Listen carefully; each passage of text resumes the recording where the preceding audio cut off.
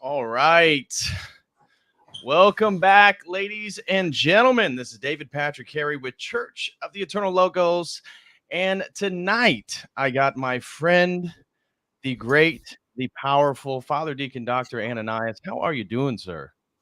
Blessings, great. Doing well. Thanks for having me. It's been a while, hasn't it? It's been too long, man. Many people say that they love when we get together. We have a great rapport, if you will. Yeah. And so I always enjoy our streams. We always have a good time. And blessed Lent to you. I saw you in the live chat there. Blessed Lent to you and the family. Thank you. Thank you. Hope your Lent's going well to you and everybody.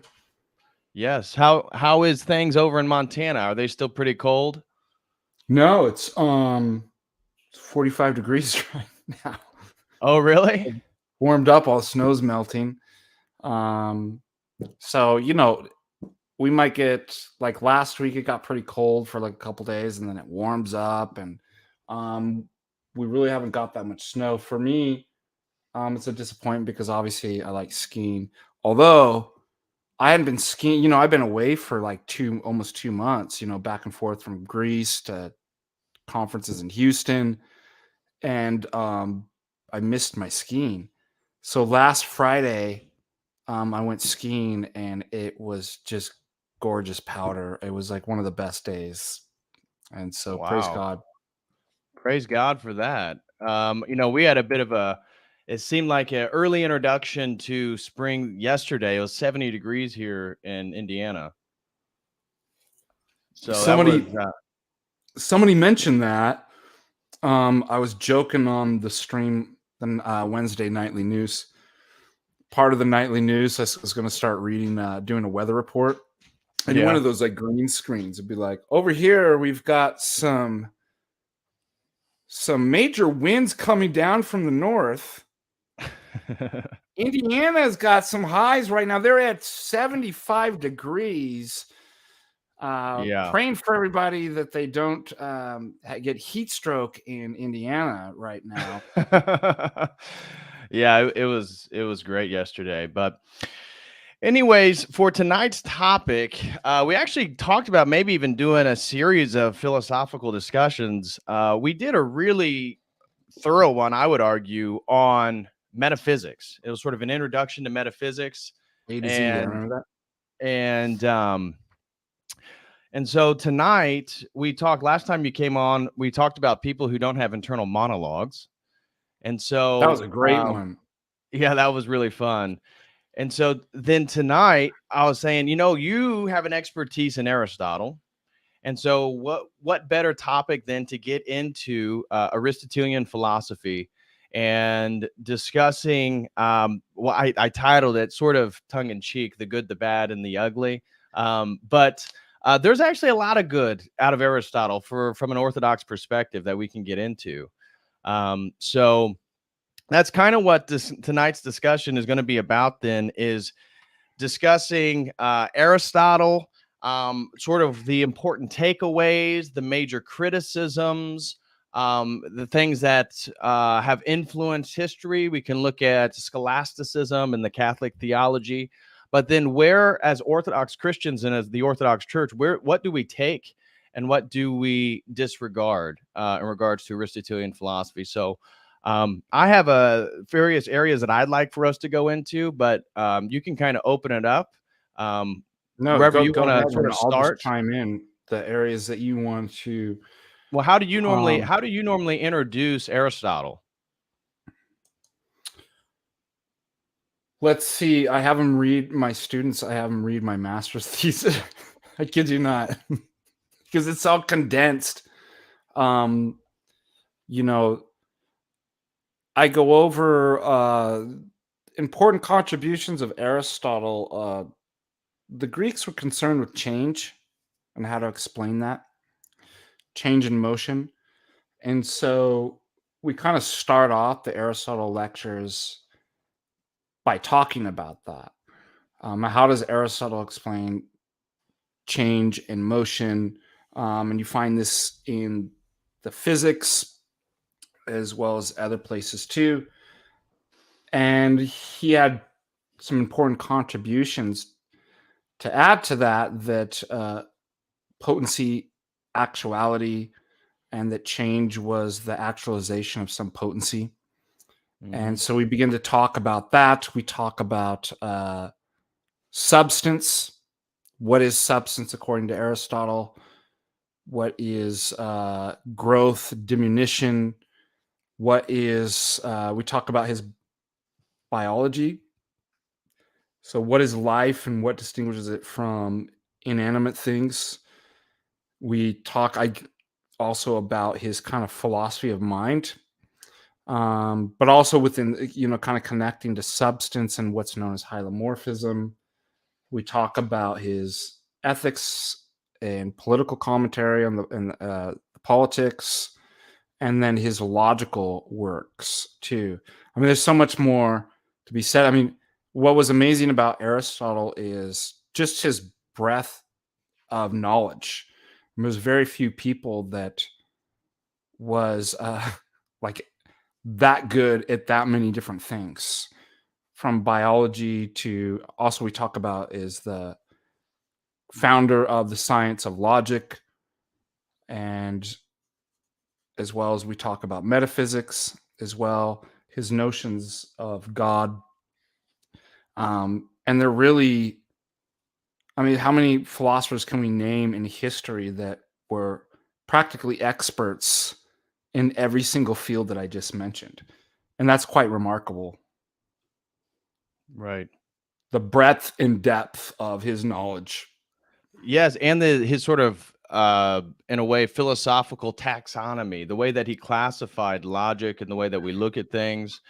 And so I figured the best place, and you can tell me the best place to introduce is really looking at how Aristotle is addressing Plato in regards to locating the forms within the particular. Um, and his understand so therefore his understanding of metaphysics, causation, and how his philosophy is teleologically oriented, Yeah. compared to some of the pre-Socratics. Yeah. And I forgot to mention that too. His discussion about causalities, quite important too, his four causes. Hmm. Um, so yeah, that is kind of a good place to start, kind of distinguishing um the different notions of substance and you could take just kind of universally, generally speaking, that what people mean by substance is like a real thing, the real, like the real stuff. Now, everybody's going to have their own unique theoretical definition of what substance is. For example, Leibniz is going to be monads, right? Um, for Materialist, it's going to be matter. For Plato, it's going to be the abstract, transcendent, universal, correct? Which he calls the form. Right. And so everything that has some reality, like the tree, according to Plato, has so in virtue of its participation in the real thing, treeness, triangleness, beauty, etc. And so already you have this kind of conversation, being and becoming. So being, in the Greek mind is perfect. It's the one. It's not composed of anything. It's not changing. So the Greeks understood that change is a sort of kind of imperfection. A falling away from one into many is an imperfection. And so when we look at, for example, these trees or triangles that I've drawn on the board or something like that, they're not perfect. They're Right. lacking in something. They're composed of various parts, etc. But they're not unreal, right? So the idea is we start talking about, well, it's not non-being, but it's not being as perfect. That is not being a perfect triangle, correct? Right. So the lines aren't straight, but there's some sort of reality there. So we say it's coming to be according to the ideal, the universal. That's the kind of one in the many, Right. that Plato had. So becoming and being, the one thing common among all the many instances by which we give the same name, as it says in the Republic, is that which we call form. And it's a universal. It includes it's not, it concludes the class of all triangles. Right. Aristotle rejects Plato's theory of forms. And you might have heard of the third man argument. Have you heard this? So the third man argument is, so if you're looking at this guy outside here, this man, well, is the humanness of that man, is it self-caused? Because if you think about it, the forms are causes of things. The form of treeness or greenness is the cause of whatever that stuff is out there. So I can't give an explanation of the man in virtue of himself, which is imperfect. He's lacking in different stuff. And he's not the cause of his own being, of human beingness. So what do you say? Oh, he's participating in the form of human beingness, or the man. Right? Right. My cat's like getting all excited about talking about the third man argument. You can hear him clawing in the door. Sorry. But then you say, okay, the form of human beingness, but that itself is not the cause of its own being. So there must be a form of man, of the form of man. Do you see what I'm getting at? Yeah. So there's a man, he's caused by the universal form of man.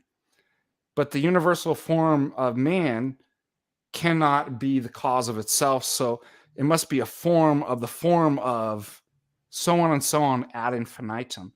And therefore, Aristotle's argument, the third man argument, is that if you have Platonic forms, then you have an infinite regress of forms. Right. And so what he does is, therefore, he locates forms not in a transcendent realm, ideally, but in particular things. in particular matter. So form is never separate from matter, and matter is never separate from form. Right. And that's his definition of substance. So substance is a composite of two kind of principles, not things, but matter, which is capable of receiving a form, and matter is becoming. It's imperfection, right? That's why you never see a perfect tree. But the form inside is working really hard to form the matter to be perfect. And that form's going to be tied to his concept of soul, which is going to lead into hylomorphism. And so correct me where I'm wrong, because I am certainly no expert on Aristotle. And the goal is for people who sort of have a layman's grasp of philosophy to really grasp what it is you're articulating. And so for Plato, the forms are entirely transcendent. And the particulars, then, we as a human, I'm participating in the ideal form of what it means to be a human, but Yeah. I'm in the process of becoming. I am not being as a thing in and of itself. Whereas my understanding with Aristotle, with his hylomorphism, which is really saying that the soul of a thing gives its form itself, and so we look at particulars, forms, and matter. This is what when he talks about an essence or a substance, he's talking about how the particular substantiation, that forms do not exist outside of Yes. particular presentations of them. And so you Yes. can't, where can you touch the substance of mankind or the human essence? No, you can only see that particular humans emerge and are participating in that form. And so particular substance then is tied for Aristotle, a concept of particulars participating in the form, which is then participating in matter itself. And this is a revolutionary concept within Greek philosophy, and how he begins and approaches philosophy and understands the universals and how they're participating in the particulars. It gets back to the one and the many. Yeah, and his theory. So, if Plato's theory is what we call realism, so forms exist in a transcendent state as universals apart from matter. Then that's funny. Then Aristotle, he does believe in he's not anomalous. He believes in universals, but he doesn't believe that universals exist out there. There's no Right. universal in the tree. Right. There's a particular form of tree, and that form's identical to every other form of treeness or something like that, but it doesn't exist separately by which they participate. So each particular thing actually participates in the perfect form, but it's where the form resides. Mm-hmm. Now, Aristotle's a conceptualist because he would say, I believe in universals. I'm not an anomalist. Where does the universal exist? In the mind. And not like just a mental construct, but like as a real kind of ontological reality. Right, because these categories of the mind for him are real, ontologically real, correct? Yes. Because I don't want like people to simply think that, oh, it just exists in the mind, that therefore we could just change our minds or something like that. It's like once it's in the mind, it's objectively there in a kind of elevated status, but it doesn't exist outside of the mind. The universal and universals don't exist in particular things. Right. So Aristotle believes that after receiving through sensation over and over again a particular form, like ball or house or man, you will have that particular form, man, in your mind. The same one that makes or tree that makes that tree be a tree. So it's very different than the modern kind of conception that an idea is a copy of something. Aristotle would actually say they're identical. They're ontologically identical. The form of tree in your mind and the form of tree out there are not it's not a copy of the other. They're Right. ontologically one. They're just instantiated in different things. Now Right. Aristotle believes, but then the mind, through the act of intellect, can take that particular form that's actually objectively existing in your mind and elevate it to a status of universal.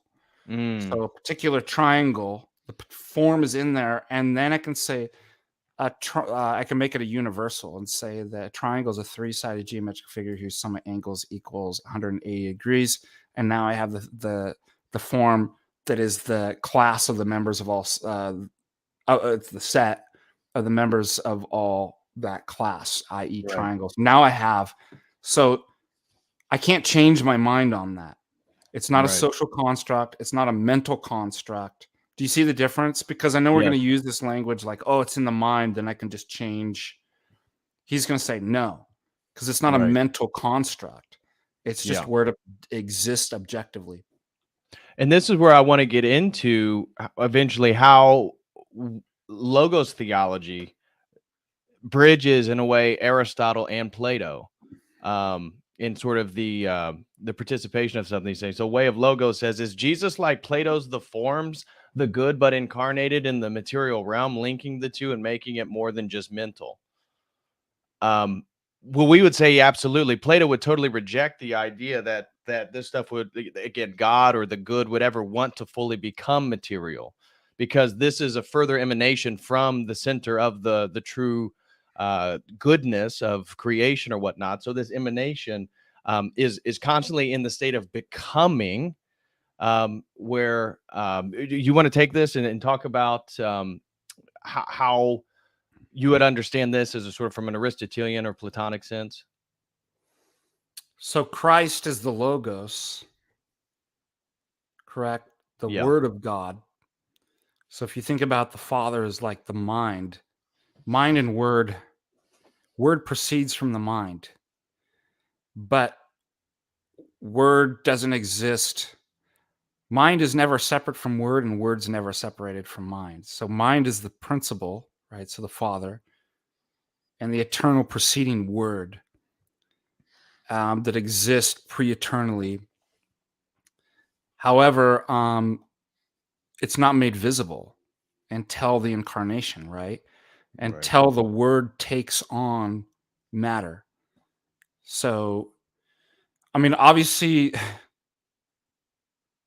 there is somewhat of an analogy. We can't call God or the persons equivalent to forms, right. but there is Well, something in the sense of that. the logi. I mean, that was one of the things I wanted to get into was how Yeah, breaking down. Go ahead. Go ahead. we'll talk about that, and then also, our doctrine of essence energies actually solves the third man uh, argument too. Anyways, what is similar, and both Aristotle and Plato would say this: the form or the idea is the intelligible, but you Right. don't see an intelligible. Right. You don't see a squared plus b squared equals c squared. You Right. understand that. Or for example, the matter of this eraser. I'm Yeah. seeing the form of it. When I do this and I hear it, I'm hearing the form. I'm not hearing, the matter isn't going into my eye or into my ear. There's this separation of the form and the matter itself. Yeah. So if you think about it this way, what you see, smell, taste, and hear is not the form. I'd actually what you're sensing is always matter. But matter for Aristotle is the means of transmission of the form, the information. So think about this information, we're not angelic beings, right? Where we can just be like, wop, wop, wop, wop, wop, wop, wop, right? And I just communicate Right. telekinesis to your apart from matter, like we're non-material beings or something like that. Therefore, all information has to be encoded in material. Think about an LP, a record. We encode it in matter. There's information in there. There's music and stuff that we can recognize, but it's inside the matter. And so You wouldn't say that the opera is the vinyl, would you? No. Nobody would be so silly as to be like, there's the opera, they're identical. But you would say, no, the material is the medium that it transfers the intelligible opera to me. You hit the eraser, like the form of eraser Right. is not actually the matter. The matter carries that, right? Or the matter Right. is participating in some way. So Because the I sense the material things, and then I use the material things to abstract the information out. Does that right. make sense? Yes. So this to explain it from my understanding, you can correct me if I'm wrong. Then this would be true for anything that all substances, all things are participating. This is a particular uh, item. So this particular is participating in a form, which is Mhm. also then engrossed within matter. Yes. And so all three of these things are occurring when I'm looking at this. So that's what we meant by the form. What we're witnessing is the form. The Yeah. form then is encased within the matter, and this is a Mhm. particular substantiation. And why then Aristotle, in talking about this, is different than Plato, because Plato's saying all the forms are totally transcendent. Yeah. And Aristotle's bringing the forms Down. in a way down to earth and Yeah. saying, no, they are universal, but they are only expressed in the particulars. And you see, so this notion between the one and the many, the universals versus particulars, which one's more real? Or clearly Plato's moving towards these universal categories as forms, and Aristotle's not rejecting it. Like you said, he's not saying there are no universals. He's saying that all universals, though, the only way that we know them is within the particular substantiations they have wrapped in matter. So a substance then is a particular with a form that's engrossed in matter. Yeah. And then I can create the universal in my mind and objectively. So then I can now once I have the universal, then I can recognize what I'm looking at when I pull up the pen. It'd be like, oh, that belongs to the class of pens, Right. right? So you can't ever see the intelligible. You can't see forms. You can't hear them. It's what you understand. So if you think about this, is there some type of analogy with the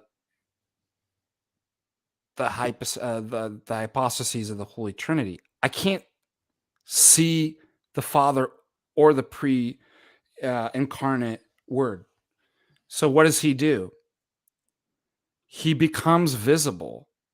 He becomes one of us. He takes on matter and then says, because of the perichoresis, right, the indwelling with the hypostatic persons of the Trinity, if you've seen me, you've seen the Father. I'm the exact iconos, image. Right.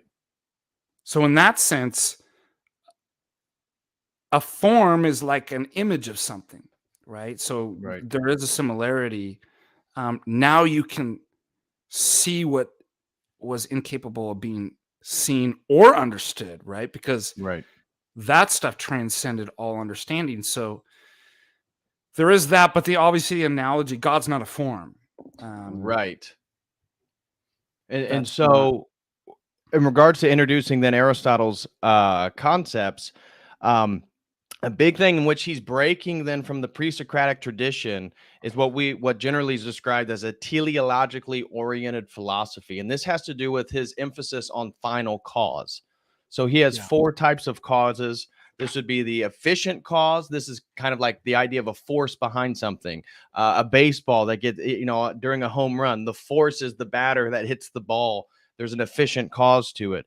The material cause. There's then the formal cause, which we talked about. It's the essential nature of a thing. It's the end orientation, the potential, the potency within something, and then the final cause. And this final cause is the teleology, which then, looking at Aristotelian philosophy, it's all about the telos. It's all about everything then has an intention to in a way enact its potency, its potential to become in regards to nature. And so Yeah. maybe you can say a little bit then about causation, because this is going to some of the things that I want to lead into, for example, is like his laws of being. So things like the law of non-contradiction. I would say for orthodoxy, we see where these things are violated, and the idea that God is both man and God. So Jesus Christ, within an Aristotelian philosophical paradigm, that is something that really cannot be reconciled, because that would be a sort of law of non-contradiction. You're saying he's both God and he's man at the same time. And so just we're going to eventually get into all that stuff, but Yeah, to begin, we'll talk about there. Aristotle had a problem. I mean, all philosophy has a problem with personhood, as being able to explain that. And we can talk about that later. But yeah, let's talk about cause. It's hard for us modern people because we simply think of cause is like mechanistic, like push, right. pull. You know, the billiard ball hits the 8 ball and it goes.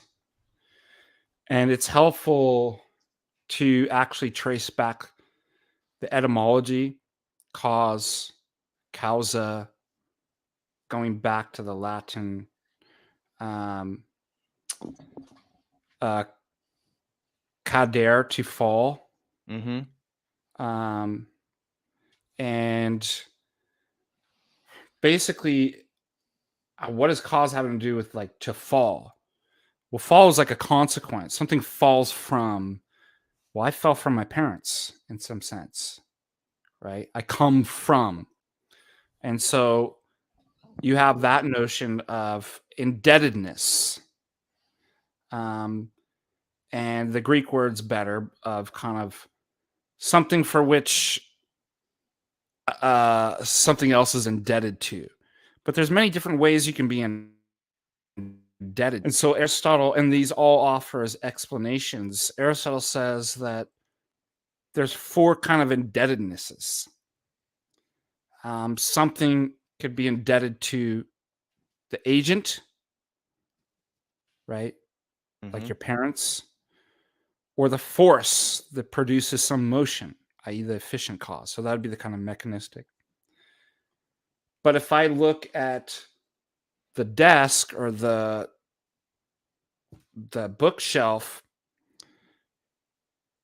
I mean, why does that exist the way it does? There's a sort of indebtedness to the materials, right?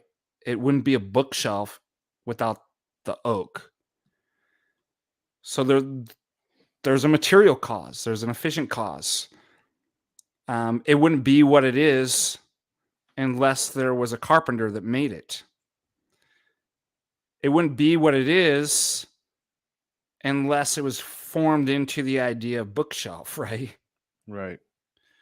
It wouldn't be what it is unless there was an idea of a sense of purpose. Why did I form it into the way that it is? So it can hold books. That's a teleological cause that guides the development when the artist is putting that together, right? Right. So And the so, form in the beginning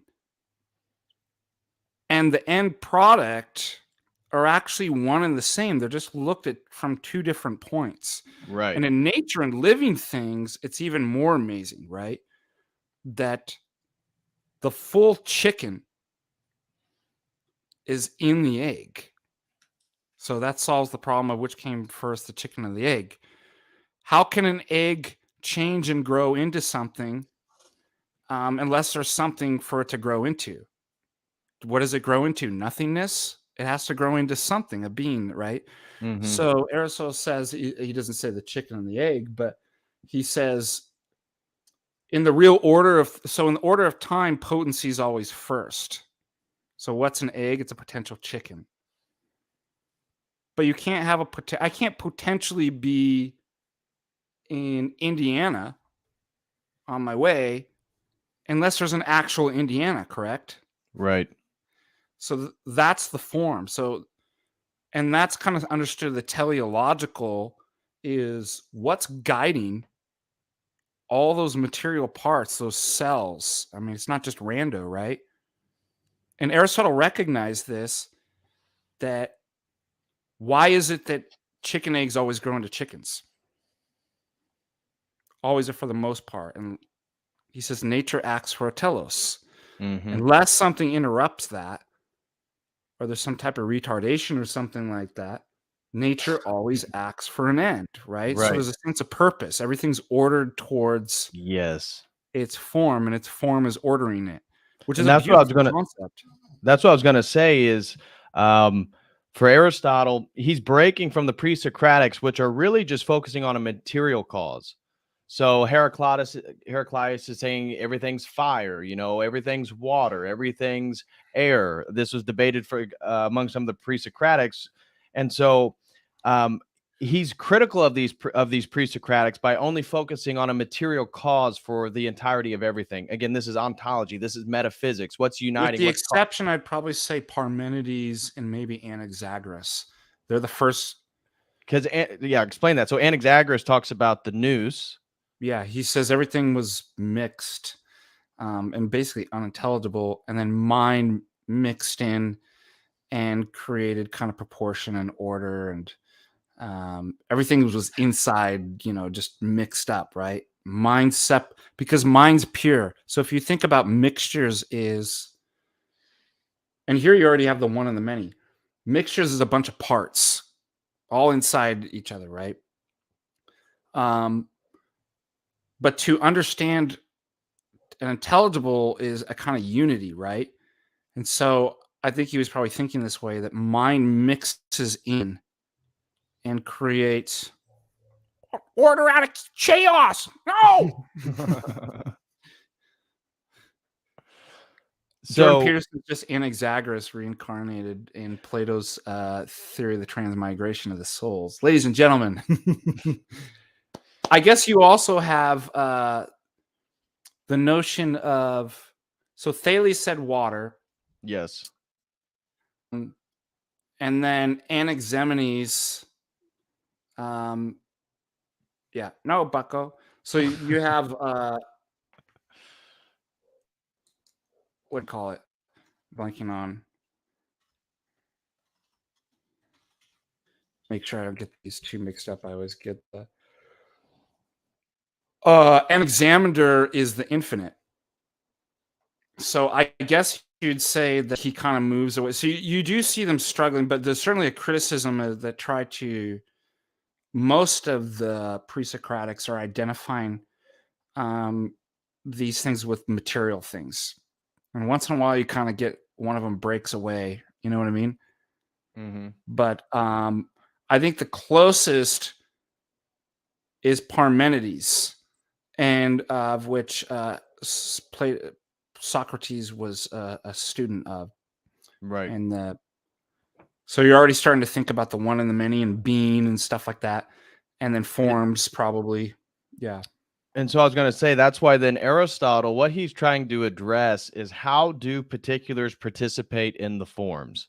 And so uh, they are end achieving essences in all of nature. As you're talking about, Aristotle's pretty explicit that nature never makes anything without a purpose. And so he would say, no, it's not totally random. Nature always has a purpose for everything it's doing. And so Plato made form the cause of order. Disorder and evil is nature's resistance to the ideal forms.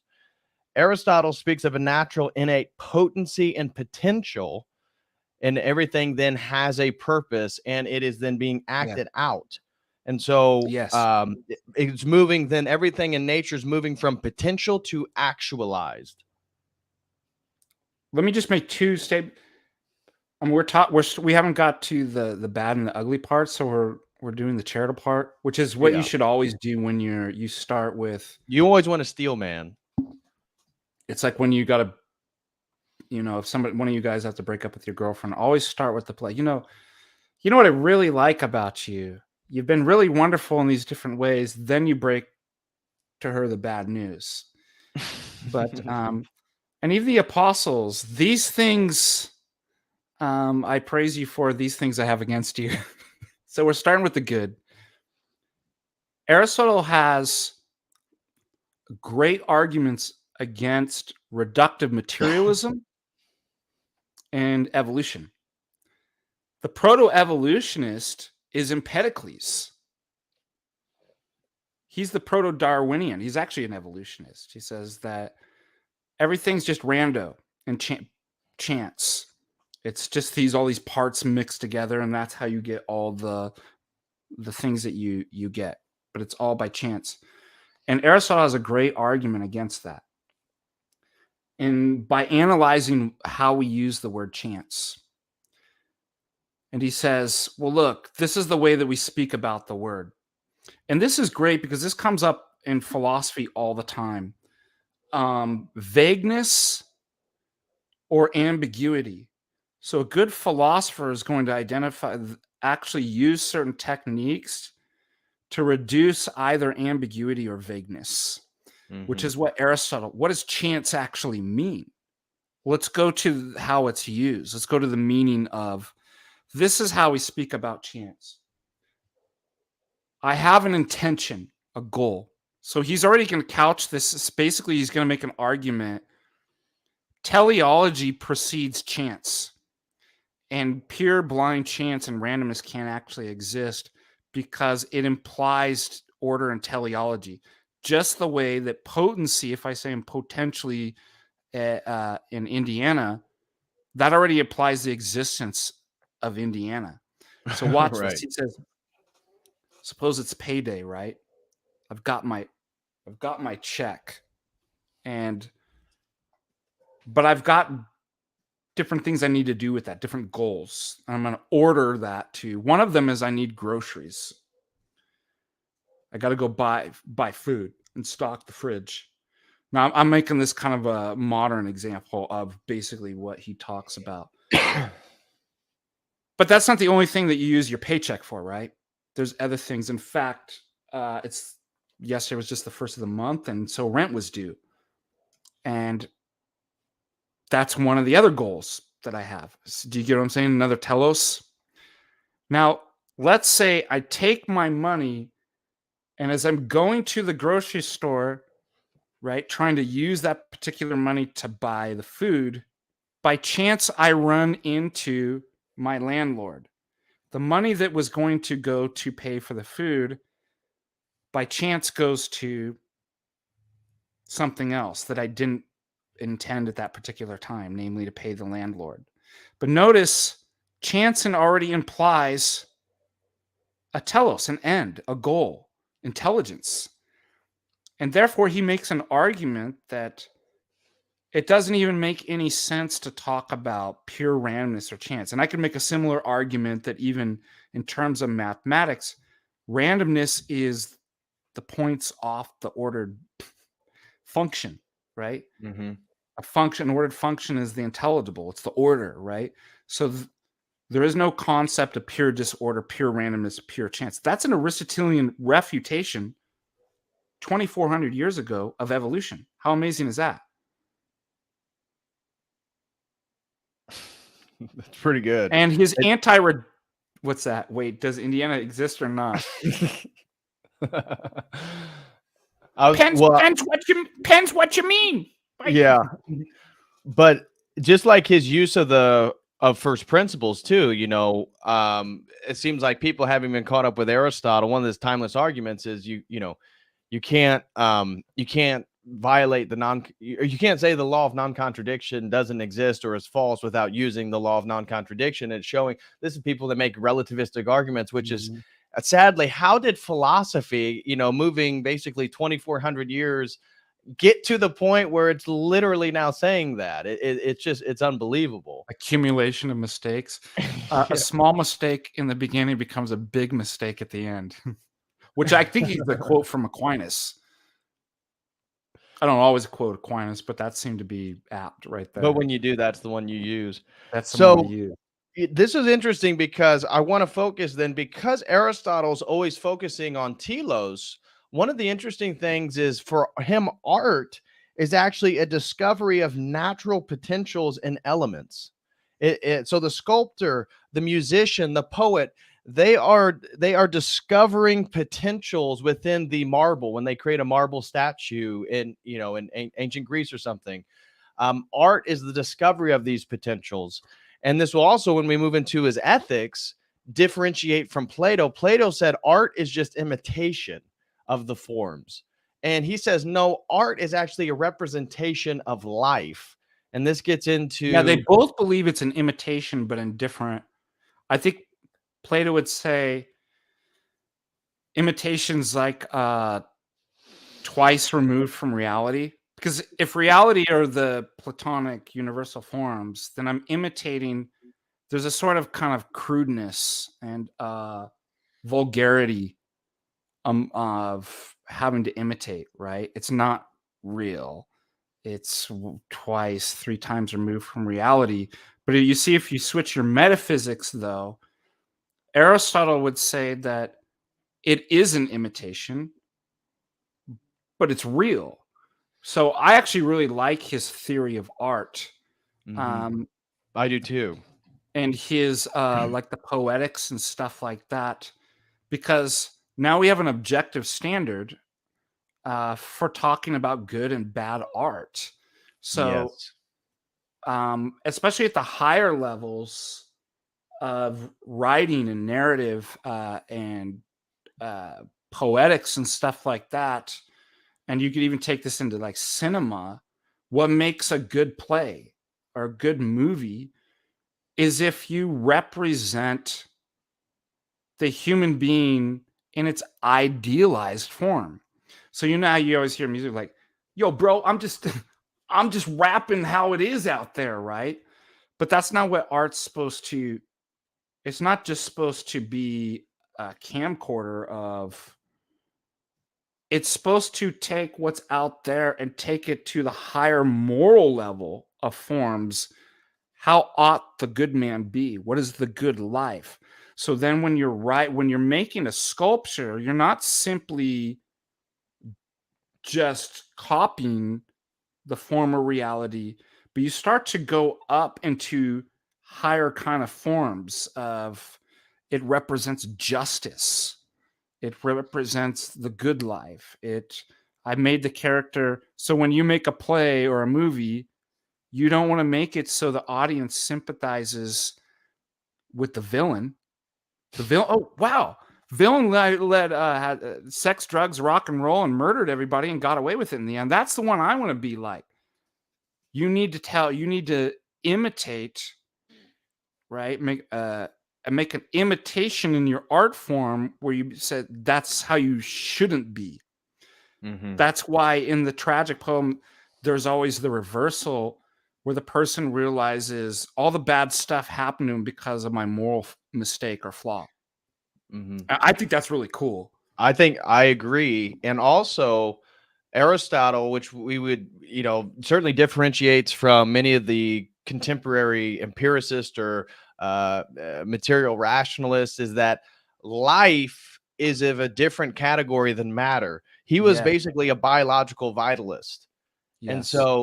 so life was something special. Now we can talk about his cosmology. He believed matter was eternal. This was a basic Greek presupposition. But under Aristotle's understanding of causation governs the thought that comes into the Middle Ages, really until mechanistic empiricism, and that's, really with Francis Bacon. Doesn't he write the new Organon? Yeah, which is sort of kind of questioning the first principles, which Aristotle just takes for granted. He's saying, well, there we go. There it is. There it is. But we're not allowed bacon in Lent. Let's knock over all my. I was just throwing out bacon for Lent, sweetheart. Oh boy. Hey, I want to give a special shout out over to Bone Man for throwing in $100. Shout out to Bone Man. Thank you so much, brother, for the very, very generous super chat. Oh wow, dude. Yeah, but yeah, I want to continue on that. Yeah. Ortho Eric says Francis Bacon was gay. What was I gonna say? I just got carried away. I'm sorry. It's all right. So I was going to mention that what basically mechanistic empiricism. So we're talking about these causes. Yeah. And for Aristotle, we have the efficient, the material, the formal, and the final. The final, again, always think of telos, think of teleology. And so when that governs through the Middle Ages, so when we're talking about scholasticism, when we're talking about these things, they were working off. Aquinas is specifically working off these categories of causation of Aristotle. But when mechanistic empiricism arrives, they basically get rid of the formal and they get rid of the final. And so empiricism's They only even get rid of the material because it's kind of redundant. There's no need to talk about matter. Matter is like inert. So they believe in matter. They don't believe it's causal. So they really get rid of all three causes and then only keep the efficient. So it's just Hume, matter and motion is right. And that's where Hume, I was going to say, so surely could it again the whether they kept the material or not, the efficient and material generally speaking, but then Hume upsets this whole paradigm by saying based on your empirical methods, you actually cannot prove or justify these efficient or material causes. And so shows, and that's what leads them to total skepticism about the knowability of nature itself. Yes, that's why I said small mistakes early on will end up becoming big mistakes in the end. Now, in order for them to do that, the way that they thought about knowledge changed. So there was a sort of kind of pragmatism in Bacon, where he talks about formal and teleological causes as impotent. He's like, they don't do anything. It doesn't lead us to any, like, it's just dumb, inert, impotent, speculative knowledge. So he's already changed his thinking that something's only knowledge if it's useful and you can do something with it. And so that's why he gets rid of, and then I guess it simplifies it. Oh, then I don't have to think about, in terms of science, do things fall because they have the nature of heaviness or lightness and they move up and stuff like this? I can just simplify it and say that there's just matter and forces. Now that makes it a lot easier. It makes prediction really, I don't have to think through. That doesn't, but everything comes with a cost. And so, throwing those things out. I read a great quote by an Aristotelian.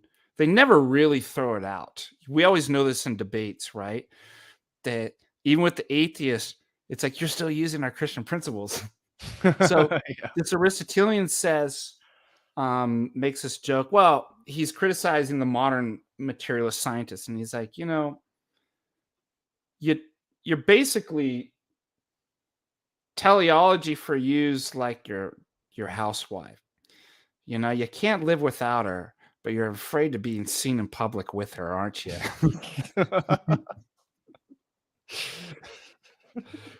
So one thing that was strange about Aristotle, though, and I was talking with the president of St. John's University, the Great Books program. And for example, I mean, he had a type of science. He had taxonomy, right? Mm-hmm. For Plato's school of the academy, it says, let no one who is ignorant of geometry enter here. So knowledge was about kind of, well, reality's up there, right? In the intelligible realms, not down here in the sensible, confused world of becoming and moving in towards non-being. So let's do mathematics. Let's think ideally and mathematically about stuff. But if you thought reality was in the matter, so he's not a materialist. He doesn't think matter in itself is real, but it gets its reality from the immaterial principle of form. Mm-hmm. Then wouldn't you start dissecting stuff? Wouldn't you start looking and opening things up This is why you get biology. And then guess what you do? You start creating universals in your mind, genus, species, taxonomy, and Right. creating a Which he comes whole. up with these. He comes up with these categories. Yes. So he is a science in that sense. But unlike what we get with Bacon, there was no scientific method. So one thing that your metaphysics entirely informs everything that you do. So you would think, well, look, if the nature of heaviness is like a form and heavy things tend downwards at a certain velocity, then something twice as heavy will what? Will Fall fall down faster. twice as fast, That's what you would think. Yeah. right? Nobody even questioned this. And then one guy, right, was like, has anybody ever stopped and actually tried this? So for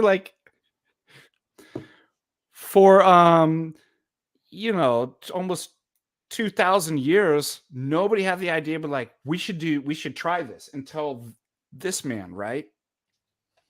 Galileo, Right. where he actually is the first person to actually drop a heavier object compared to a light object, and they go to the exact same speed down. So that's something that Aristotle was lacking too. But that doesn't, how should I say, that doesn't justify, I don't think, mechanizing everything entirely. It's just like, well, look, constructing an experiment um, and these kind of good ways like this is something that should be added into. Anyways, I talk too much. Well, I agree. I figured what we could move into next are some of his, again, continuing in the vein of metaphysics, is like his laws of being. And so, talking about the law of non-contradiction, the law of identity, the law of excluded middle, reality is rational for Aristotle. We are then rational souls. We have our rationality from our soul, and that rationality gives us access then to knowing reality. So Yes. he's not a skeptic, as what later the empirical tradition will move into eventually is a sort of skepticism. Aristotle's not skeptical about what we can know about reality. He says, no, nature is rational. We are rational souls. We then can participate and learn about the world itself. And so maybe we can get into being, for Aristotle, is primarily particulars then, where Plato, particulars aren't beings, as I said, but becomings.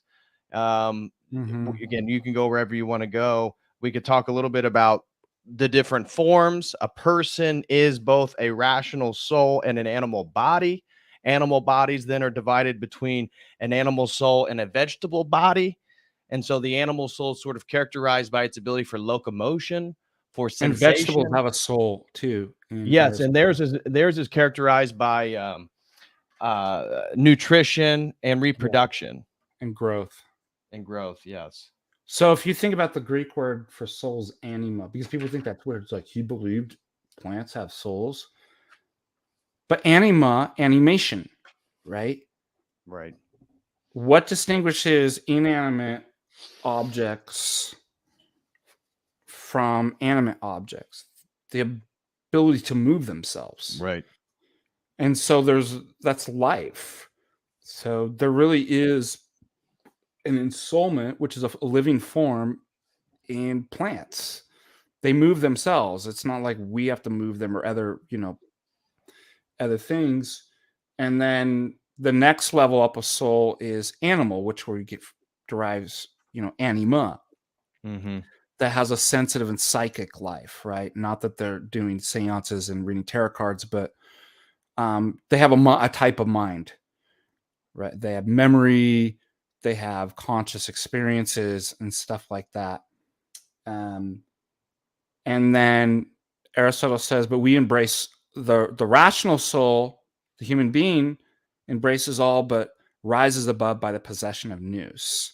So we have an animal body, But in the rational soul, right, is endowed all those principles going all the way down to the vegetate. So it's not that we have three souls, but whatever principles in plants, we have more, and we have that and much more.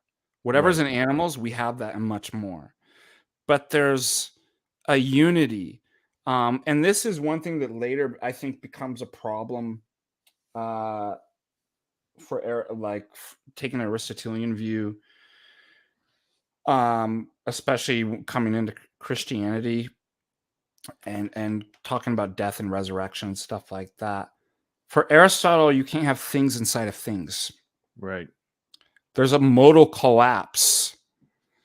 So it's no coincidence that Roman Catholics and people in the West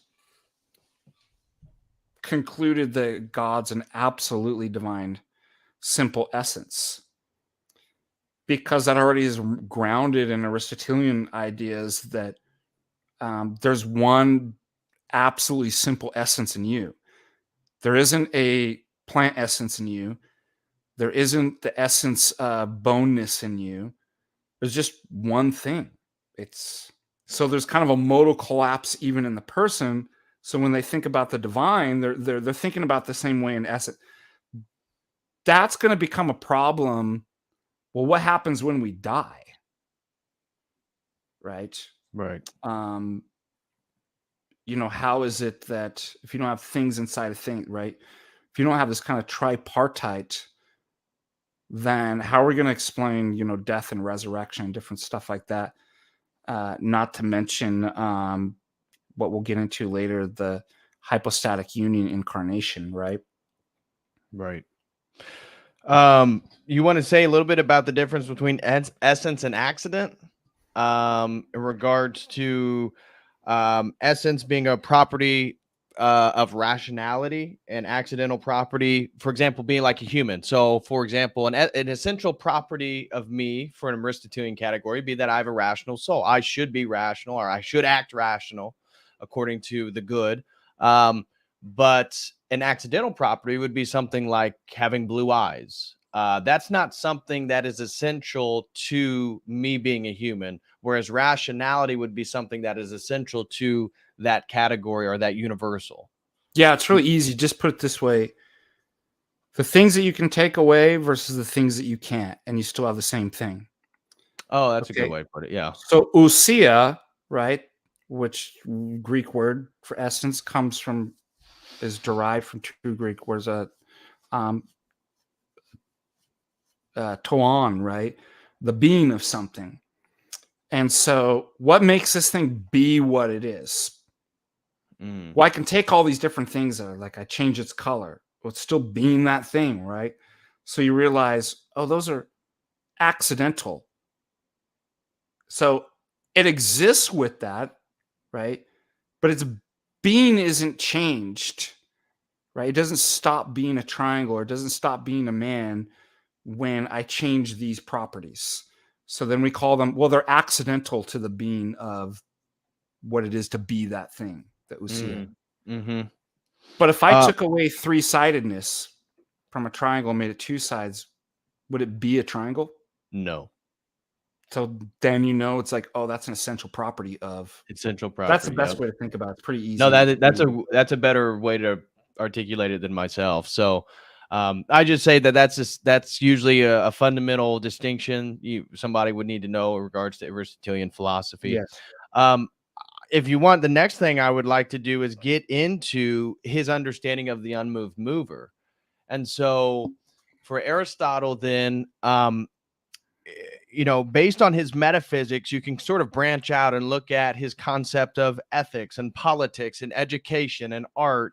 And of course, then God, if you will. And we use God not in the same way that we would understand God, because the idea of a personal God, the idea of a God that would have an efficient cause, would be horrifying to Aristotle. And so he goes out of his way to make sure his unmoved mover does not have an efficient cause, meaning he does not exert force onto the universe, right? We believe in a God that has, ex nihilo creation, that he chose through his free will to create the universe.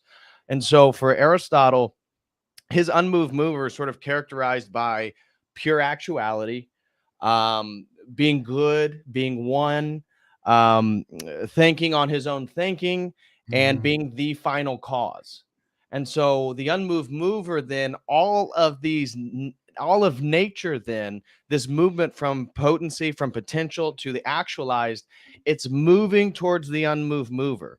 And from my understanding, his thinking about locomotion and how, you and I, we move and then we stop, but his observation of the planets themselves, and that there is a sort of everlasting locomotion in regards to the planetary bodies.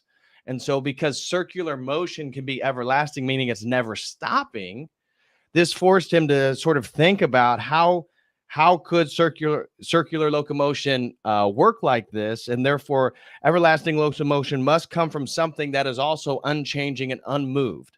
And so maintaining the unchangingness of the unmoved mover and the unmovingness of the unmoved mover is essential for his concept of God. But but he's not moving, which is like what you said too, Yeah. because that would mean, for example, if I was moving the planets forever like this, it's like I'm the cause. But at one point, I'm not over here, right? So it means I have potency. So if you have pure act, it means God's never moving or beginning to move. We can say he's a mover in this sense then. So he's not pushing anything. That's what I'm trying to get you to see. Yeah. He's a mover in virtue for Aristotle, according to his pure actuality. So he's like, well, how is that possible? How can you move something without yourself moving? That's the key.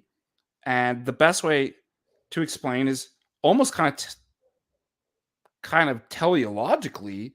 So if I saw a beautiful painting and it moved me, I say it moved me. In fact, not just emotionally. Suppose it actually moved me to actually go, or as a sculptor, and I'm. How would I explain? Why did you go up to the sculpture and start feeling it or looking at it? Why were you brought to tears? I would say because the painting was so beautiful. The sculpture was so beautiful. Well, notice it's the cause of my emotion, but it's not actually, it's doing that without moving. It's in perfect stasis, isn't it? Mm-hmm. And that's the way that you have to think about Aristotle's God, is it's a mover without moving. Because to be moving is to be in a state of potency towards actuality. And if God's pure actuality, he's not moving, but he is the mover. Right. And he's the source of all things and goodness and blah, blah, blah. Does that make sense? Yeah. I think it does make sense. And this is an important idea for people to grok, because how, Aristotle, this unmoved mover concept was using the logic of his metaphysics. He now then posits the concept of God that's separate from, in a way, outside creation, or how would you articulate that? Because at the same time, matter is eternal, but it's in this continual process of moving from potency to actualize. I mean, the unmoved mover is outside, but at the same time, it's not an ex nihilo creation because it's eternal. How would you articulate? That's a sort of a difficult line to articulate there. Sorry, it was say it again because it started. There was an internet connection. Okay, unmoved mover. How to what degree is he sort of outside, or outside of, because it's not a creator God. And so for Aristotle, he's working off the presupposition of all of Greek philosophy that matter itself is eternal. And therefore, matter's then eternally in this process of moving from potency to actualized, to become like the unmoved mover, because he is the final cause, the final telos of creation. But how would somebody listening, especially coming from a Christian worldview, understand? So you're saying the unmoved mover is outside creation, but he didn't create it? Well, we don't even call it creation. Yeah. So part of the Greek metaphysics, oneness and unity is perfection. So multiplicity is a falling away from imperfection. The material world's already composite. Composite in terms of material parts, but also in the sense that it's changing. You already have kind of metaphysical parts of potency and actuality, right? If change is the actualization of some potency, then the changing world's imperfect. Motion's imperfect. But in order to explain something, for example, if I said that this can right here is cold, this hot tea, but cold's potentially hot. Okay, what's change? Moving from cold to hot. Now, how do I do that? I don't just take more potentially hot things like ice cubes and stuff like that. It requires something actually hot to change what's potential into its potential to be actual. So this is what leads Aristotle to basically say, well, look, in that series, you're eventually going to get back to something that is just pure actuality. So it doesn't create anything, Right. but it's the explanation for why all this stuff's moving from potency to actuality. That actuality was once a potency and became an actuality. And you can think about the spheres that way. You can think about any change. So he believes that, well, I could just explain all of this stuff in terms of not a creator, but this notion of pure actuality. But pure actuality and that kind of eternal matter go hand in hand, don't they? Right. If it's not created, then it always existed.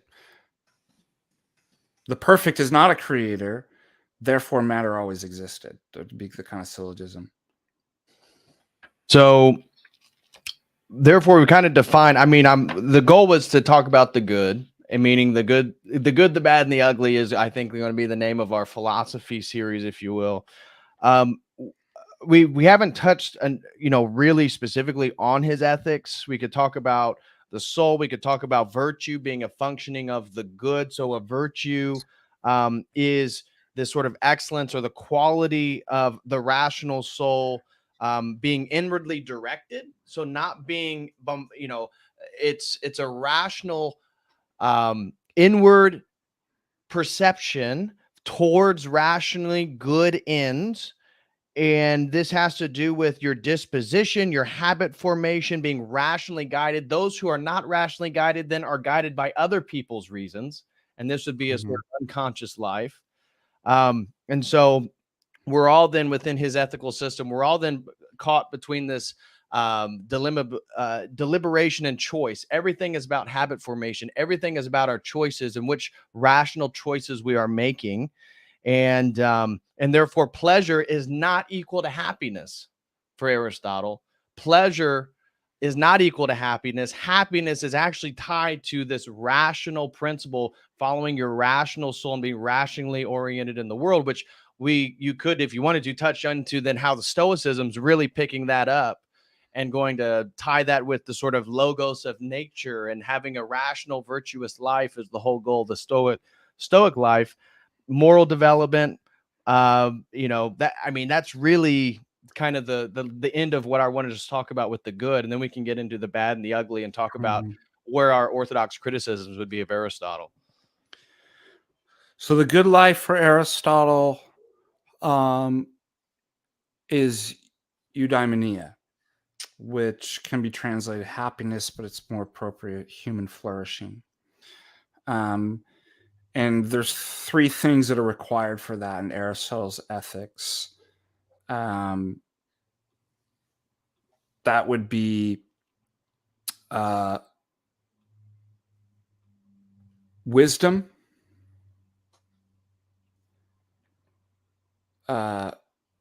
virtue,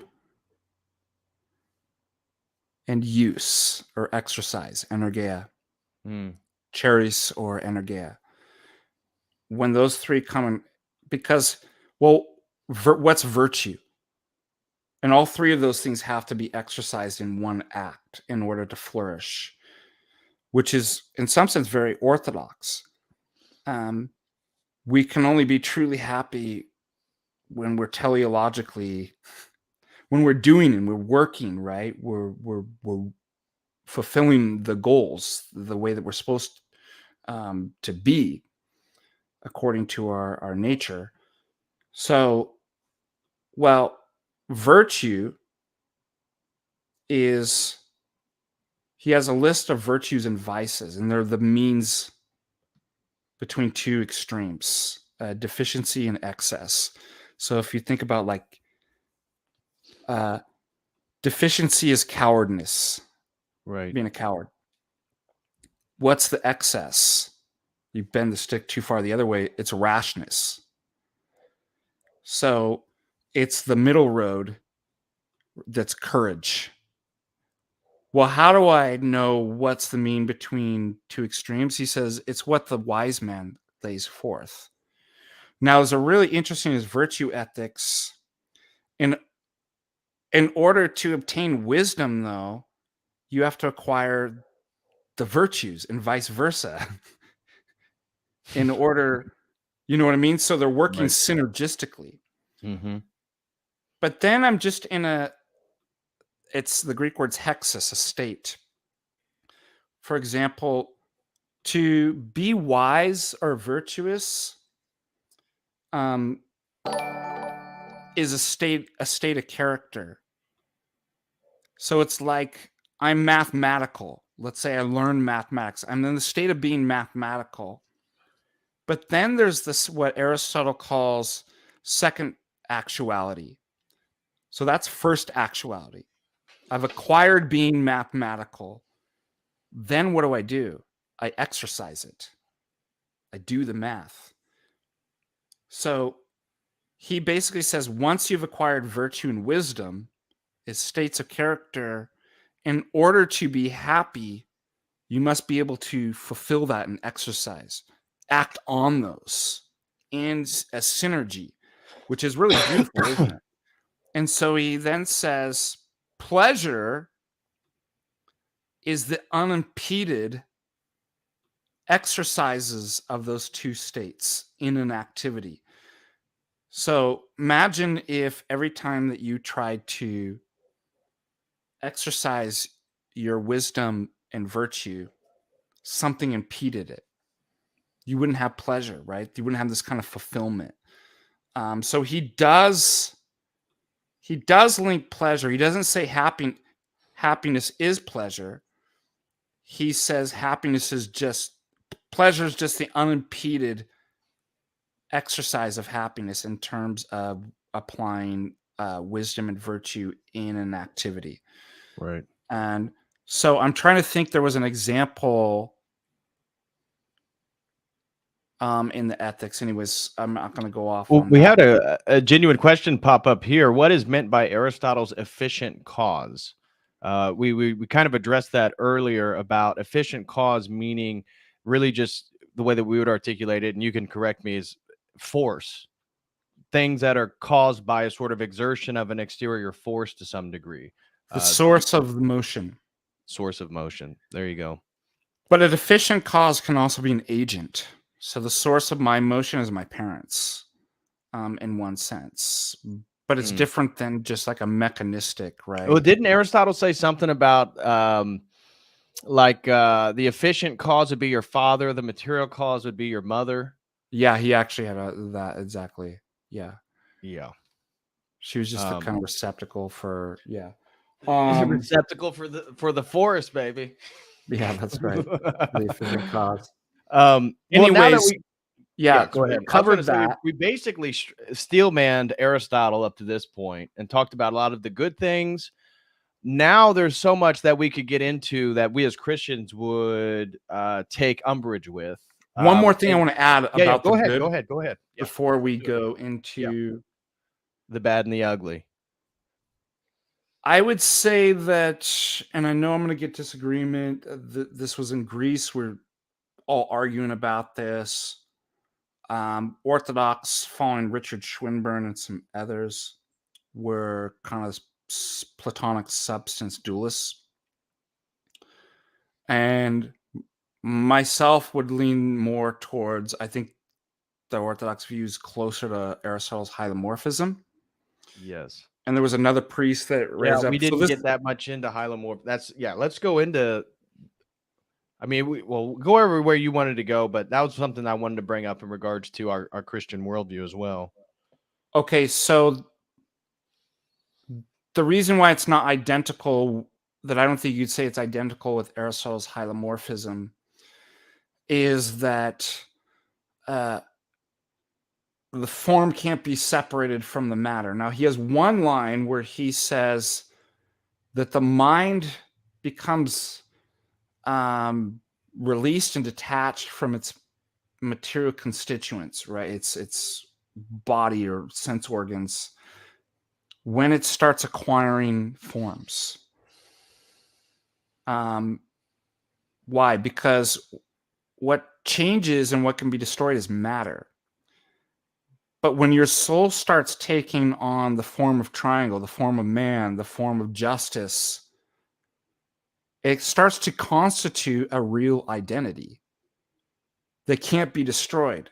Why? Because destruction implies potency, but in forms, there's no potency. So he has like one line in the metaphysics that basically says death, because there's nothing to be destroyed now that the soul, the mind, is this kind of pure actuality almost, right? Right. However, it can't live, it can't be conscious, right? It needs the body. So there's a real problem there, because we know that your soul's conscious after the separation from its body. Right. And so Aristotle has nothing to say. He has one line.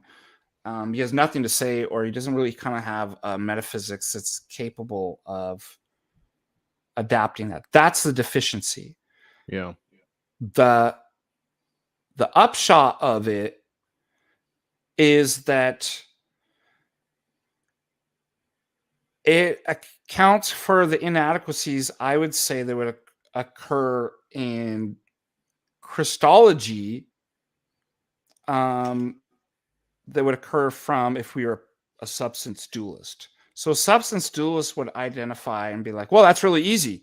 I have a super easy answer for how the soul survives after death and is conscious, because you the person, are the soul. Do you see? Right. Your identity is identical to soul. Aristotle would say no. Your identity is a composite of soul and body, correct? Mm-hmm. Now, here's the problem. That sounds all great for talking about ordinary human beings. But if the pre-eternal Christ is the Logos, that's his identity, his personhood, then he becomes incarnate. Okay?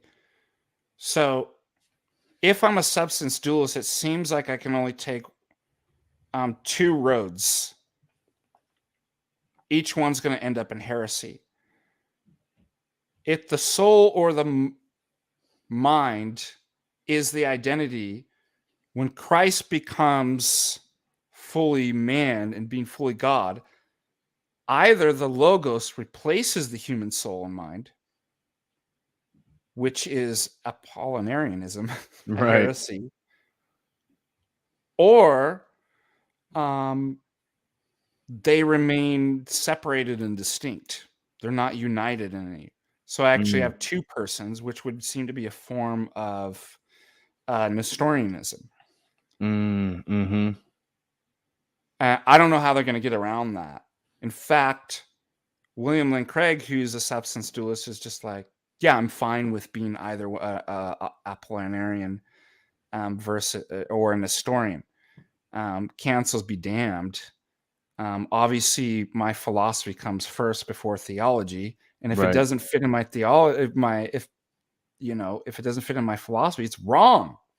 Right. So you see this sort of kind of mistake. A hylomorphism wouldn't have that problem, right?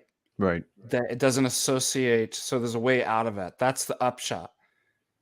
The downside, now going into the bad, is that for Aristotle, personhood's utterly reductive. All personhood is, for you to be the person Patrick, is just the form instantiated in that particular instance of the matter. Mm. So the form forms a particular nose and hair, and right, rather than the essence of human being belonging to the personal subject Patrick, such that it transcends the nature or essence. Right, it is always a particular. However, it's not reduced to it. Aristotle doesn't have that. So then we're going to have problems with any. We're going to have problems with the Christology. You see how that would be? Yeah. There's something more to personhood and being, and it would lead to either Sabellianism or tritheism and stuff like that. And then, well, monophysitism, right? If you have that kind of notion with the incarnation too, because then they were like, well, look, two instances of an essence would be two persons, but there's only one person, therefore there can only, the two natures become one nature. Right. Well, that's to think of personhood in an utterly reductive. So I actually think with the Orientals, they embrace this kind of archaic. This is why they're having problems with. Right. It's like that's kind of almost like an Aristotelian understanding of personhood. So that's a deficiency. That's a bad in Aristotle. Yeah. Well, can you articulate then Orthodox theology and how it corrects that error and the inhypostatization of two natures in one person? Yeah. So again, we would say person transcends nature. Yes. So what that means is, although every person is a particular nature right there, that's not all it is to be a person. And a nature needs to belong to a personal subject. So I say that it transcends nature because, again, there are no laws, natural laws. There's nothing about essence that can fully exhaust what personhood is.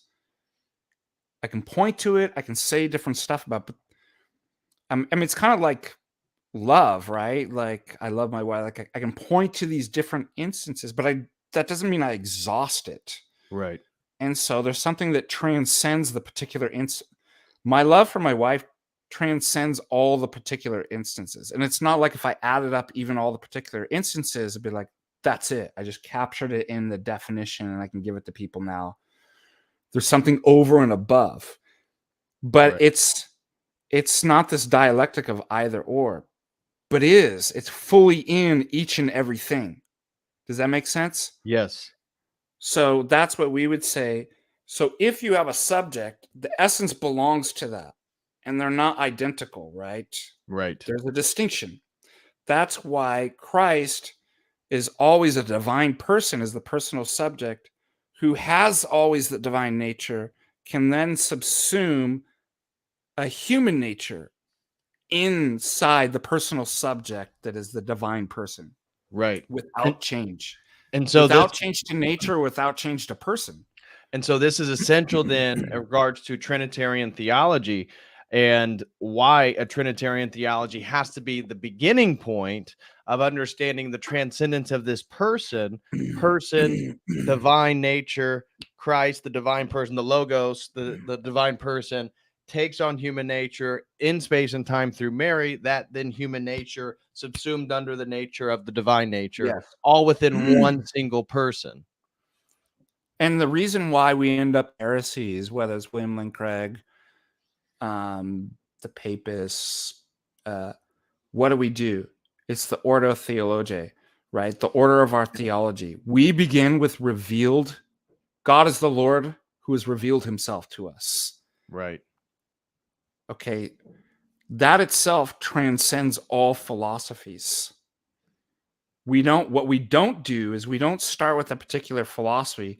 Hey, pick, what do you want to be? Do you want to be an Ionian philosopher, Milesian, Cartesian, Aristotelian, or Platonist? Okay, I'm going to pick one of these guys. Then I get my theology and I have to then explain everything in terms of the philosophy. Right. We start with the revealed theology, both special revelation and natural revelation. And then we have an objective standard for going exactly everything we were doing tonight, the good, the bad, and the ugly. How could I possibly say that objectively? Only if I have an objective standard by which to judge. Yeah, Aristotle was right on this. Plato was wrong on this. Aristotle was, wrong on this. Maybe Plato had a better idea with this. I can't do that. I cannot make any objective claims just starting from picking one of these. Well, it sounds good. And that's another problem with Aristotelian philosophy, and not just particular Aristotelian philosophy, any man-made philosophy. How do I know that that's the actual picture of the world? Oh, because it had a better argument against this position. And we're going over falsificationism in our philosophy of science. And falsifications are really interesting because they actually make the claim, first of all, hypothesis and observation are never theory dependent. And no theory or hypothesis can ever be proven true. All that we can do is start eliminating, falsifying stuff. But that doesn't mean that your position that you now hold is actually true or that you know it. So analogously, all I could say with, even if I granted somebody that, well, yeah, Aristotle's argument was better than Plato's, all that would mean is, well, then Plato's wrong at best. We don't know that your position's true. How do I know that your position tells me something really about the world, the metaphysics? And what you'll find is it's viciously circular. Well, if it's true, this is how we know that it's true. In other words, there's a dialectical interplay that ends up producing a kind of paradox and vicious circularity. Our metaphysics determines our epistemology. What does that mean? Well, the way the world is, if there's forms, if it's matter, that's going to determine whether we can know and how we would know. But wait a minute, I got to put my epistemological horse before my metaphysical cart, because don't I actually have to know which metaphysics? So now I'm back where I started. How do I know which metaphysics is true? And you're going to get, well, if the metaphysics is true, that's how you, epistemology, know that the metaphysics is true. In other words, just grant me all my assumptions and then I can actually make my case. These are issues that probably don't even come up in the mind, just like until like Galileo, that somebody thought, has anybody ever tried to drop two different weight balls off of something? It's not until you get into 19th, 20th century that people even start asking these kind of deeper epistemological questions. That's a flaw of Aristotle. It's a flaw of all philosophy, but it's a flaw of Aristotle. Does that make sense, the way I've put that? Yeah, it's where again, really, it gets back to why we use tag, in that everything is ultimately viciously circular. And where are you gonna place your foot down, and where you're gonna begin your circularity?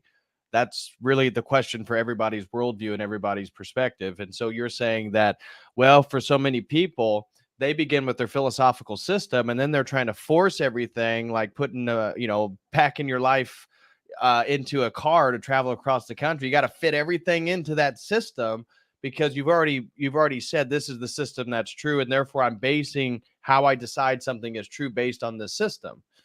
And we're saying, well, that we eventually begin with revelation, but then we're looking at our worldview and looking and criticizing these different philosophical systems, because when we look at Aristotle, I mean, this is natural theology. This is based on the observation of nature, and I would say, with his limited worldview, I mean, the getting to the It's unmoved mover. understandable. Yeah, I'm not blaming Yeah, him. it's understandable, him getting the unmoved mover and coming to his sort of realization. It's like, yeah, it seems like you basically thought your system all the way out. The problem is, that's not the God of Abraham, Isaac, and Jacob, and that's not, and so we can look then how the Jewish prophetic tradition is a totally different understanding of what God is and how you interact Can I with him. cite? Can I quote a great quote from a passage from Pascal? You may. The God of Abraham, Isaac, and Jacob, not the God of the philosophers. Boom, dude, that's Right. awesome. He's like a closest Western philosopher to orthodoxy. Like, his stuff blows me away.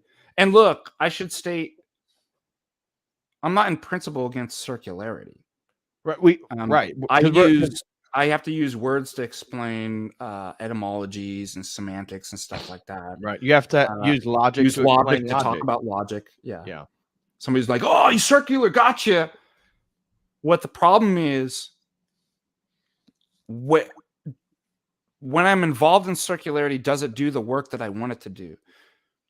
And the problem that I had pointed out, and I wrote this in my last paper because it reminded me of a Robert Chisholm problems of criterion, is, and then I made my own kind of in a similar pattern of the dialectical interplay and tension between metaphysics and epistemology can't be resolved. So I can't answer the one without answering number two, and I can't answer number two without number one. So I can't, do you see?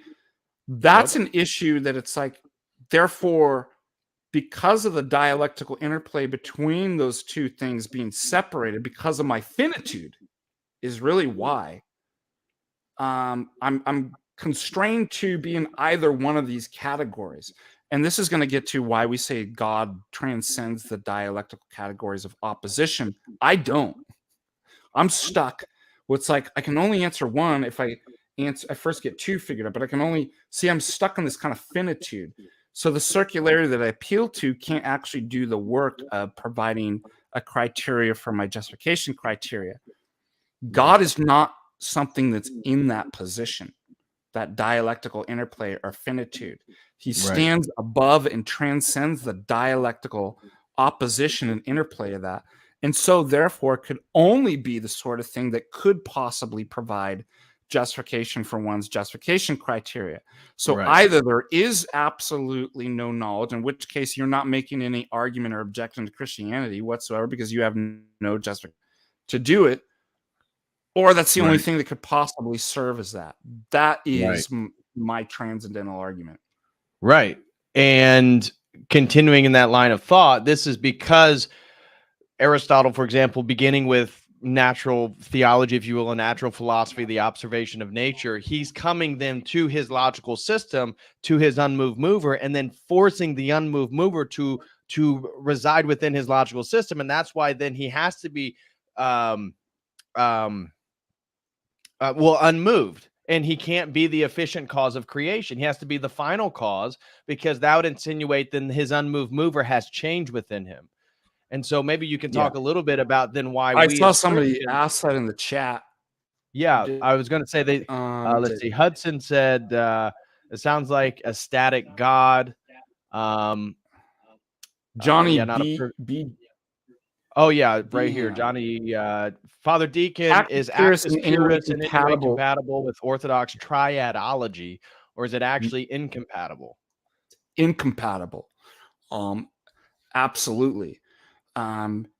Because we say God does change. Now his essence doesn't change, but he acts. He He acts. creates. He has free will. That's He where the personhood comes in regards to having things like a will, where God can yes. choose to create. He again, this is where, and maybe you could speak to Everything this. would Why be Islam? determined. Yeah. Go ahead. Go ahead.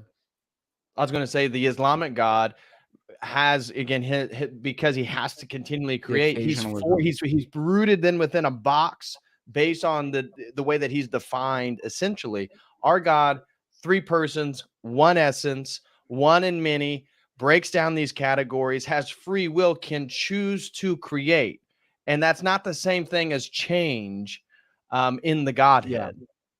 Yeah, exactly. So one of the problems with actus purus, if it's actus purus, there are no distinctions. Not only are there not parts, which we would say God doesn't have parts, they would say there's no real distinctions. So is that compatible with triadology? No, it's not, because the persons are really distinct. Right. It's also not compatible with the will's actually distinct Right. from the nature. So that would mean that, and this is a modal collapse argument, if God is eternally creator, he can't become creator, right? Otherwise he's changing from non-creator to creator. So he must be creator. But if will is exactly the same as the essence, because there's no distinctions, he's willing everything that we would attribute essentially to God. So eternal creation, every possible world would be actualized, one in which there is no pope, as we right? Well played there. Well played. Yeah. So it's not compatible with either our triadology and the will. What does it mean to say God as will is free if it's bounded and determined by his nature? Because there's no Right. distinctions in his nature. It's not free. Right. So God creates out of necessity. He loves out of necessity. This is not the Christian God at all. No. And it's not free. And also, that would mean you would get this kind of Islamic occasionalism. Then it means everything else in the world is determined. Yep. And if that's the case, then there's no truth or falsity. Right. Because nothing's truth directed. I mean, think about it. If everything's caused in the same way, that's the mechanism. There's no right or wrong. So if you have a belief that 2 plus 3 is 7, that's determined by the will and essence of God. And so is my 2 plus 2 is 4. But they're both produced in the exact same legitimate way. So neither one's true or false. Do you see what I mean? It collapses the notion of truth or falsity, not to mention knowledge, right? You wouldn't have any knowledge, not to mention morality, right? Like Kant says, every ought, a moral imperative, implies freedom that you could. Right. It doesn't make any sense. We're not like putting rocks and trees and holding them like having courts. You've been judged and found wanting, right? Right. Anyways. Tatiana throws in a question here and says, so true progress can only happen through God, right? How would you respond to that? Well, if God is the one that creates, so you got to be progressing to something real that exists. And that's where we would agree with Aristotle's teleology Yes. to a degree. So we can agree with the unmoved mover being the final cause. It's just because of his logical system and his forcing the final cause to not have efficient cause. Then, therefore, then the unmoved mover can't exert force onto the universe, or we would call creation. So, yeah, we would agree. That's the whole point. That is the point of the second coming of Christ, is that all of creation is in fact in a sort of telos moving towards its creator. Yeah. And so this will kind of get in the energies too, and I'll explain how. Although Aristotle's argument was good, his third man argument, objecting to Platonic forms, we do have a realism that's more as we do believe that universals exist, apart and transcendent from matter. Right.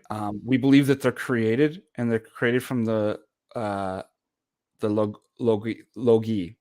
Right. And that's Okay, what I was going the to ask you logi. about, is Yeah. to go So I don't into need the an infinite regress, because the part of the problem right. was the universals can't, universal forms can't account for themselves. So I need a form of the form of the form of the. Right. Okay, but guess where it ends? It ends in that which doesn't need another, that is actually self-sufficient. Why? Oh, you cut out Self-sufficient. there. It It doesn't doesn't need a need logi of a logi. right. The logi are the causes Yes. of the created universals, the universals of which the physical things are patterned off of. And therefore, we Right. have our good and we make progress because there's a real, not to be redundant, there's an actual reality that we can actually fulfill. Right. But God is present. What do we say? The Holy Spirit, who is present everywhere and fills all things. Things. Yeah, we're not separated by this mechanistic. We have the divine energies, and the divine energies, as St. Paul says, as your poets say, in him we move, live, and have our being. So he's not utterly transcendent like Aristotle's God Right. or the Thomist God. He's in the things. Right. He's actually what's sustaining, and they're participating. So when I participate in the energies, when I fulfill my telos, I'm moving towards God. And in doing that, I'm becoming more perfectly human, because the logi of human beingness is in God. Does that make Right. sense? So Yes. our Yeah. doctrine solves all these And it's problems. solved exactly, and that's what I wanted to move in this last part for the bad and the ugly, is how orthodoxy so beautifully, in many ways, reconciles these tensions between Plato and Aristotle. And so, Yeah. for Plato, it's these transcendent forms that are totally transcendent, and they're more real than this gross matter that we can experience right here, right now, through our sensations. But Aristotle, he's saying then, well, no, actually the universals, there is no singular universals. They're only within the particulars that we see. And orthodoxy is saying, well, basically no and yes. And so we have the logos, we have the metaphysical, the word of God, the metaphysical source of all creation, which then has the source of these divine principles, these logi, which in a way are these archetypes, these transcendental forms, which then is filled with the energies of God.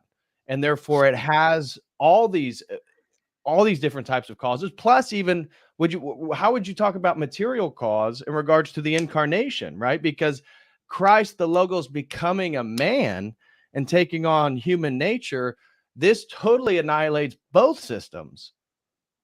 And, Yeah. and it is the true bridge and the true reconciling of both this transcendental Platonic forms and this more inductive Aristotelian approach to the particulars. One Did I second express that here. correctly? Yeah, very eloquently too. And Saint Isaac the Syrian on knowledge.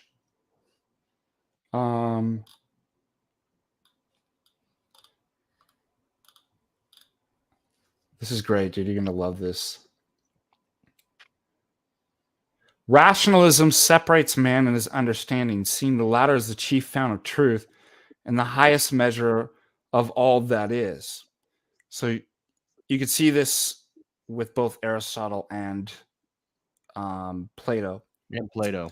Um, Right, because for us, attributing, rationality is itself an energy that is only in its final cause is only bringing us towards God, which is only again appropriate to divine nature. and what does St. Paul says? They worship the creature as if it were the creator and make themselves into beasts, basically, which is exactly what St. Isaac the Syrian goes on to say Right. and says, attributing all worth to it, making it an absolute and idolizing it, while at the same time belittling the other psychic and physical powers. Critical thought, for its part, is little more than apologia for a rationalism and sensualism that drags the understanding and man with it down to the level of the senses. As for pantheism and all such monistic systems, they regard the world and man as a mass contradiction of opposites which can never be brought together to a single logical unity. All of these philosophical systems have the same result: superficial, phenomenalist understanding of both man and the world. The man of the phenomenalist philosophy, a philosophy that's always relativist as well, is a man without a central focal point. Where does the world stand, and where does man? What is the foundation of the intellect of knowledge? Man tries to, this is a great line, man tries to explain himself in terms of things. This is Aristotle, right? Yep. And forms are things too, right? So even the Platonic sense, but with a total lack of success. For by explaining himself in terms of things, man in the end is reduced to a thing himself, to matter. However much he may struggle to do so, the man of the phenomenalist philosophy, the objectivity, a reality of things, still less is he able to show that things possess truth. By attempting to explain man by man, philosophy achieves, and this is what I mean viciously circular, philosophy achieves a bizarre result. It presents a mirror image of a mirror image. In the last analysis, such philosophy, whatever its path, is centered on matter and on man. So this is these man-made systems that, and one thing follows from all this: the impossibility of any true knowledge of man. And so he goes on to state, and this is really because it's going to tie it into the incarnation. There's an unbridgeable gulf between man and truth.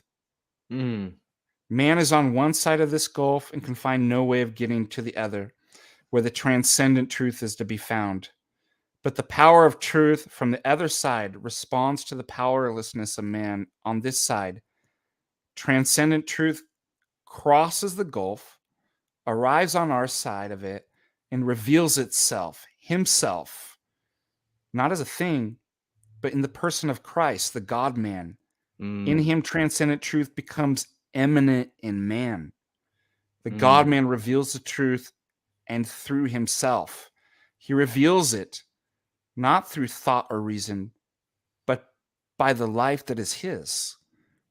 He not only has the truth, he himself is the truth. That's why I always say there's only one candidate that's in a position to do this. Yeah, and truth is a who, not a what. In him, being and truth are one. So notice the dialectical opposite is he transcends it, right? So he doesn't have this problem between metaphysics and epistemology, between being and truth that we do in our finitude. Therefore, he in his person, now notice it's all subsumed into unity, right? Because it's in the personhood, not only defines truth, but shows the way to it. He who abides in me will know the truth, and the truth will make him free from sin, falsehood, and death. Amen. Isn't that That's amazing? beautiful. That is absolutely beautiful and highlights how Orthodox theology in the incarnation itself, why the incarnation and Christology is essential not only for salvation, all this stuff, but just the reconciliation of all these different transcendentals and philosophical categories. That Absolutely. and that's where the beauty of Orthodox. You always say this is you don't again nobody needs to know all this crap that we're talking about to be saved. But what Orthodoxy, what I love about it is it offers an entry point for anybody. If Yeah. if you're not interested in any of this stuff and you like aesthetics, we got that. If you like the lives of the saints and the lived experience of the Christian life, we got that. If you're interested in, if you're ahead like we are, if you're ahead and you're interested in more heady things, well, we have the entire tradition of the church fathers. We have the only world religious system that actually gives a theology that reconciles all these dialectical tensions and provides a coherent unity. And it does it through the Trinity, through the emphasis on personhood theology, Yeah. through this understanding of logos theology, and through the incarnation and the redemption and the ascension back into eternity, that all these things then are reconciled. I And it's like just, I go ahead. like the way you said that, because a lot of people get like intimidated by like, well, I have to know all this in order to be Orthodox or to be saved. But notice what St. Isaac the Syrian says. He presents the truth that not only, it's not that he has it, that he is it, not through rationalism or philosophy or Right. anything that we're talking, but a life that is his. That is promised to all.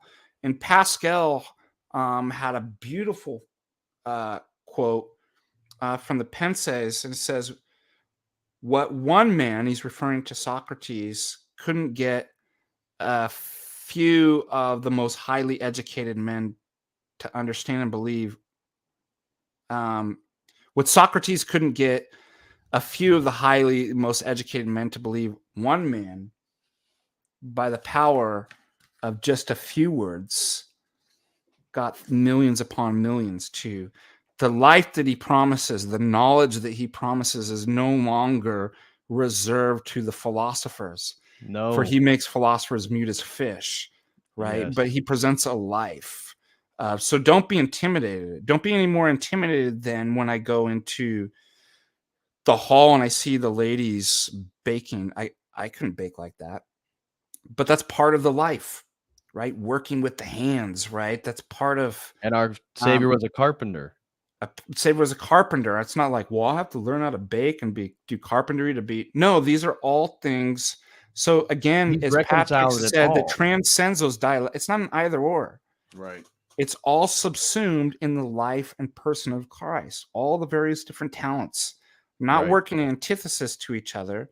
It isn't, this is the only way. The baker, the carpenter, the philosopher, the theologian. It's all united in Christ in one body with many Right. different members. So don't let this discourage you. But we still need philosophy because we have to refute the heretics. We have to Right. defend the faith. And Christ is the truth. And so this Yeah. idea that this anti-intellectualism that also arises in forms of Christianity, where there's an overemphasis on piety and a sort of Mhm. disregard for the intellectual side of all this stuff. Again, orthodoxy, it all comes together. And so you don't have to choose one or the other. You don't have to become a theologian, but that's why the life of the church and participating in the living body of Christ, the one up there, we are what we eat, through the Eucharist, and then by our participation in the life of the church. Some of us, Father Deacon, Jay Dyer, hopefully myself, we are able to participate and explain some of this intellectual stuff, but that's not necessary for your salvation. That's not necessary for participating in the Orthodox faith. That's not necessary for any of this stuff. It's just that the truth is the truth, and the truth is true at every single level.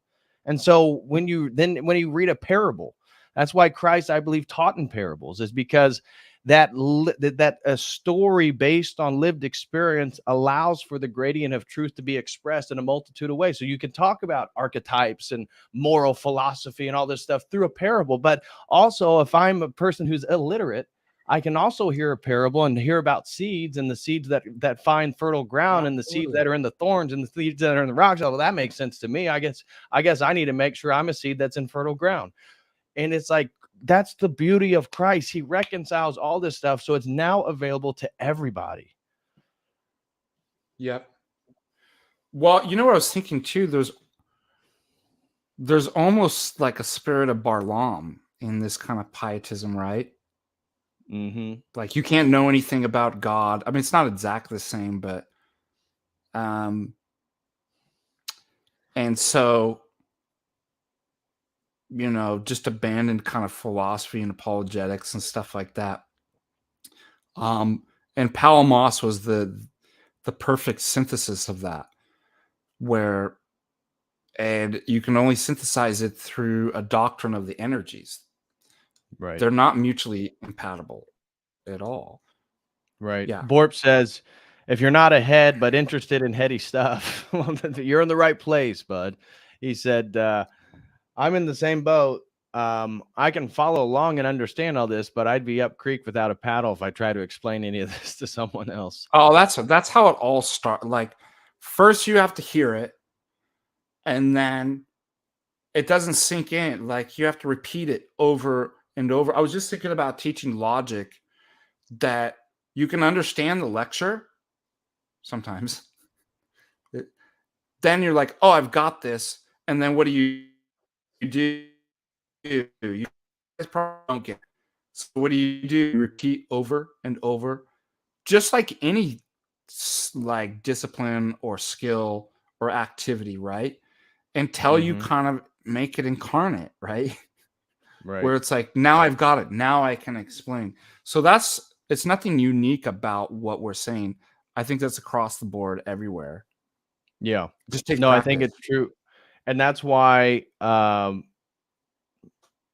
this is something to dip your philosophical toes in. You become more accustomed to it the more you hear certain words and hypostatization, natures and substance, personhood theology. Yeah, some of this stuff, and that's again, this is just the beauty of orthodoxy, is the depth. It's one of the things that my experience in the sort of psychonaut spirituality, sort of perennial psychedelic spirituality, is eventually I felt like I dove down into that pool and I eventually touched the bottom, and then I pushed up with my feet and I came back to the surface. But with orthodoxy, it's like you dive into it and there's no touching the bottom. You just keep going and going and going, because um, if you're interested in the intellectual stuff, it keeps going. There's more to think about. There's more ideas to connect. There's more ways in which it relates to our daily lives now. But then this is also a lifestyle. It's not some rationalistic system. So the lived experience of spirituality, working on ourselves, repentance, our relationships with people, this is all part of this mystery. And it's all wrapped up in all this philosophical stuff that we're talking about. But that's the beauty of it. That's why I've said before, talking about masculinity is one of the things, like, what are you willing to die for as a man? I think that's an essential question for every man, is like, what are you ultimately willing to die for? And I think for a lot of modern men, and the problem with the hedonism and stuff, is that there's really nothing to die Nothing. for. And so for me, it's like my orthodoxy, the Orthodox tradition, like in my opinion, where I've come to as a person, I fully believe that this is the one true world religion, and that this is the truth. And so I will die for that, and I'll die for my family, and I'll die for my loved ones. And that's really it right now, with the breakdown of globalism and our nation states and everything, And if dying for people the think US. that's silly, you are going to die. So Yeah, you we might are gonna make die. it. What are you gonna die for? Yeah, you better make it worth something. Nobody gets out of here alive. We're all dying. And so we really need to go inward and go, what's worth dying for? Because I'm going to die. Pick your end, pick your purpose, right? To die for. And then that will not only shape your life, right, in this kind of Heideggerian being towards death, right? This kind of throwedness, but it'll determine who you are in the next life too. Right. Right? Exactly. Everything we do is being projected. I don't know why I'm like using all this Heideggerian stuff, but it's being thrown into the kingdom. Keep that in mind. We're taking everything that we're doing in the now and we're going to be bringing it into the kingdom. Right? And I just want to say too, there was a criticism that I saw of like us, me, you, Jay, that the stuff's so over my head and therefore doesn't have any value if you can't actually reduce it to something explained that that I can understand. Well, I'd like to address that because I know a lot of people are gonna. I felt the same way when I first started philosophy. I was like really intimidated. I'm like, I don't get what's going on. I don't understand what that word. Um, I don't think that's wrong because there is a level of condescension, right? However, the whole goal is not to make it easy for you, right? It isn't just part of if you're doing stuff intellectually and you're talking about these things. Yes, there's different, and I know this as a professor, there's different levels I can bring it down. But as a good teacher or somebody talking about this, I want to always keep it as a challenge. Why? Because you won't grow without a challenge. If I just made it easy for you, it would just be pleasure, right? And Right. so there needs to be, I don't get that. I need to look that word up. I need to practice some more. So Mhm. there's virtue in the struggle and not getting it. So I just want to address that criticism because I know a lot of people probably feel that. And I saw somebody making the criticism, if you can't explain it, and bring it down, then it's useless. And it's like, well, you just seem to want a life of pleasure. Yeah, and Um, where is it written in stone that everything has to be again if you're a Easy. Christian, well then you don't need all this stuff for salvation, but where No. is it said that if this stuff is true, it needs to be like a one sentence verse that I can give it to you? That's not, that where'd you get And I that think at? that's actually a postmodern.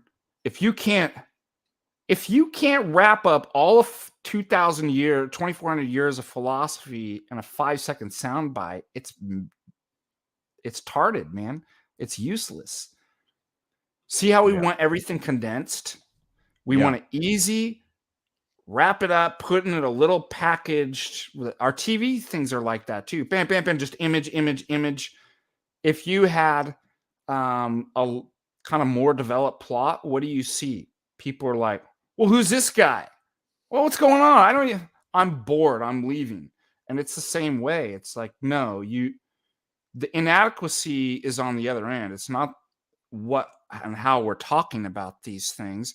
It's you want everything wrapped up, made really easy in a soundbite, and it Right. isn't. And it shouldn't be. And without it being difficult and struggle, again, we're not saying everybody has to be into this, but it doesn't mean that it's useless simply Right. because I don't bring it down to vulgar, and by vulgar, common, like vernacular. And anyways, I just wanted to throw that out because I was thinking about that when you were saying. Right. No, I think that's really important. And that's where you look at even some of these debates on the Trinity. Obviously Owen and Jim Bob had that debate, but that's caused a lot of discussions regarding these topics, and this idea that people are unwilling to actually learn why would one believe in the Trinity, and come up with these really superficial criticisms of, again, we don't need to get into any details, but the idea of this would be irrational or this is illogical. Well, who you need to be able to deal with the categories, the terms, the terminology, so you can see the system of how this stuff is actually more coherent. It deals with and um, reconciles these dialectical tensions that has plagued, intellectual history. But that's, I love intellectual history. I love looking at this stuff. I love reading philosophers I don't even agree with. But that's a Me whole too. nobody. Yeah, nobody should. You don't have to think you have to do this. Because orthodoxy does get a sort of rap because of some of us online that it is a we it can be sort of intellectual item, if you will, but it's so much more than that. But if you want to learn and you feel compelled to learn, just be open to it. You don't have to like grasp it the first time you hear it. Just let it sink in. The more you hear it, the more it becomes familiar, the more it's going to make sense, and pretty soon you will be able to start explaining a little bit piece by piece. One of the things that, and maybe you can dive into this, one of the things I get a lot is um, talking about the Holy Spirit. And so I was like, I plan on actually doing a stream here pretty soon on Christian pneumatology, Orthodox pneumatology, to look in the Spirit. But somebody actually asked it earlier. There's a question that said, well, like, how would you explain to somebody about the Holy Spirit being a person? Because I guess their understanding, because the Father gives, again, this is really a semantic thing that they're not realizing, which is controlling their perception. The Father, okay, a person. Jesus Christ, okay, a person. How's the Holy Spirit a person? So when I talked to Dr. David Bradshaw about this, so Guy was developing this argument. I thought there was some good things about it, but I thought, gee whiz, dude. I thought that there was some failures, but when I was at Iota in Greece, and he was making an argument for the necessity of a Trinity. But it revolved on this word exaltation that I thought was, I'm like, it's too equivocal. You're not going to be able to make that. Anyways, it made me think of the argument that I had made. If God is strictly monad, then he's not personal and he's not love. Okay, he can't be loving and he can't be personal, because both of those terms imply a relation to an other person. Mm-hmm. It can't be a thing, a relation to another thing, because I'm not a person to a rock, and I can't love a rock. So person implies at least another person, a dyad. And so does being love, and loving implies another person. Okay. And St. Gregory of Nazianzus says the monad is the principle of unity. The one explains unity. The dyad explains difference. So now we've got a problem. I'm driven of necessity to say that God must be at least a dyad.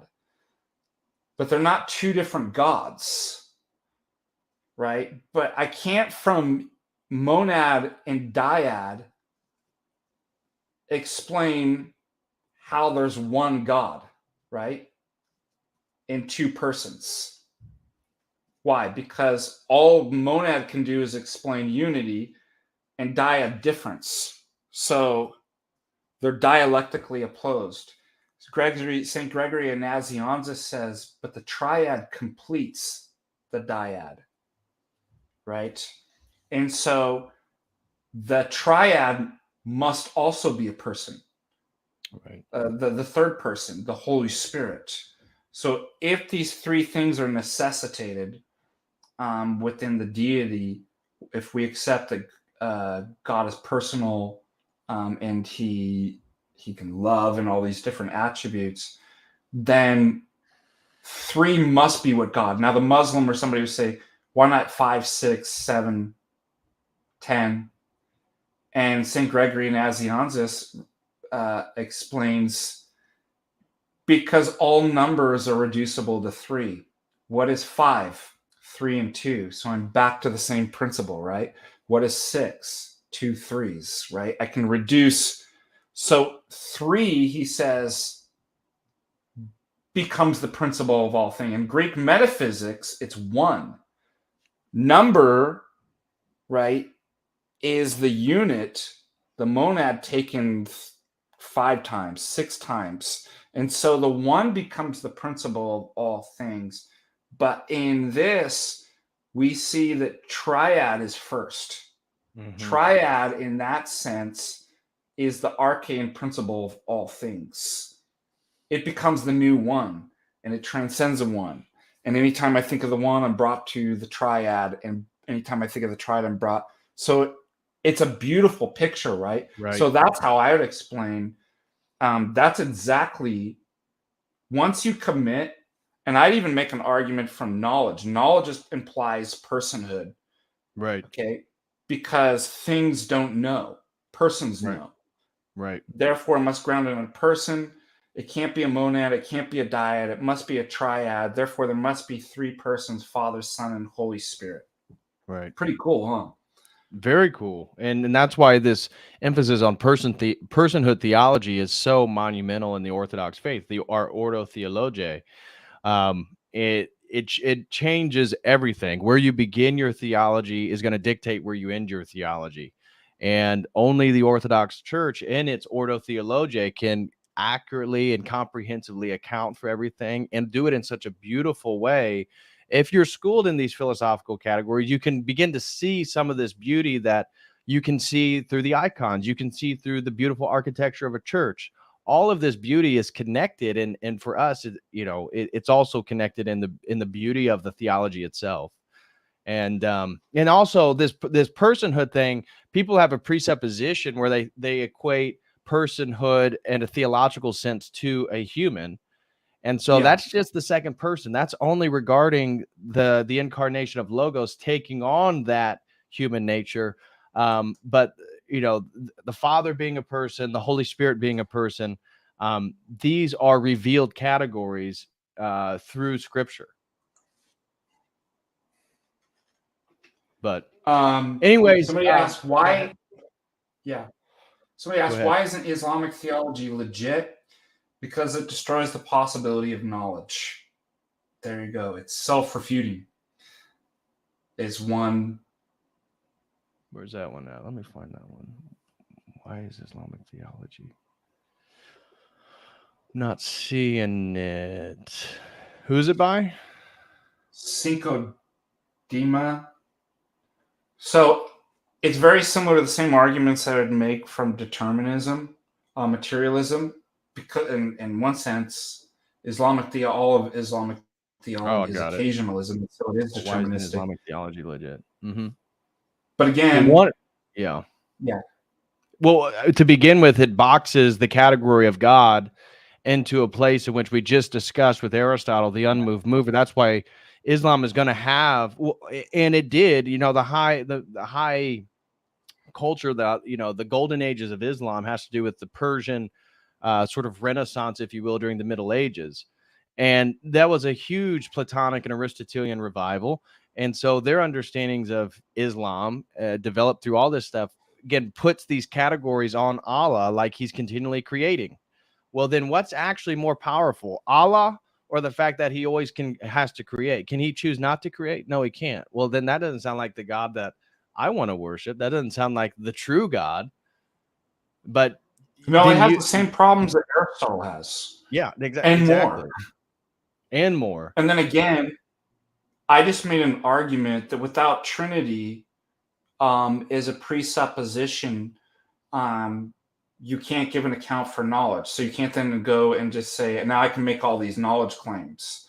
If you deny the necessary conditions for the possibility of knowledge, which I just presented, is Trinity, then you can't say my theology is legit, which is what every philosopher does. Like they might even acknowledge these problems. There's a severe problem that would destroy any of our knowledge claims.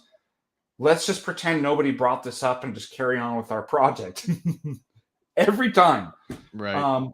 And then also the same way that determinism and materialism are defeaters for knowledge, occasionalism would be too, which I already talked about too, which is the Islamic notion of God. So that means you couldn't actually say Islam's true, because nothing would be true or false, let alone if knowledge is holding a true belief for the right reasons, a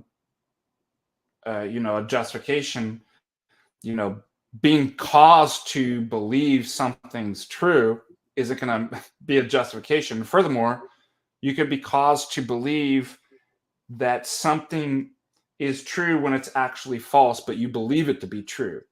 In this case, Islam. It's so the whole system self-refuting makes knowledge impossible. Agreed.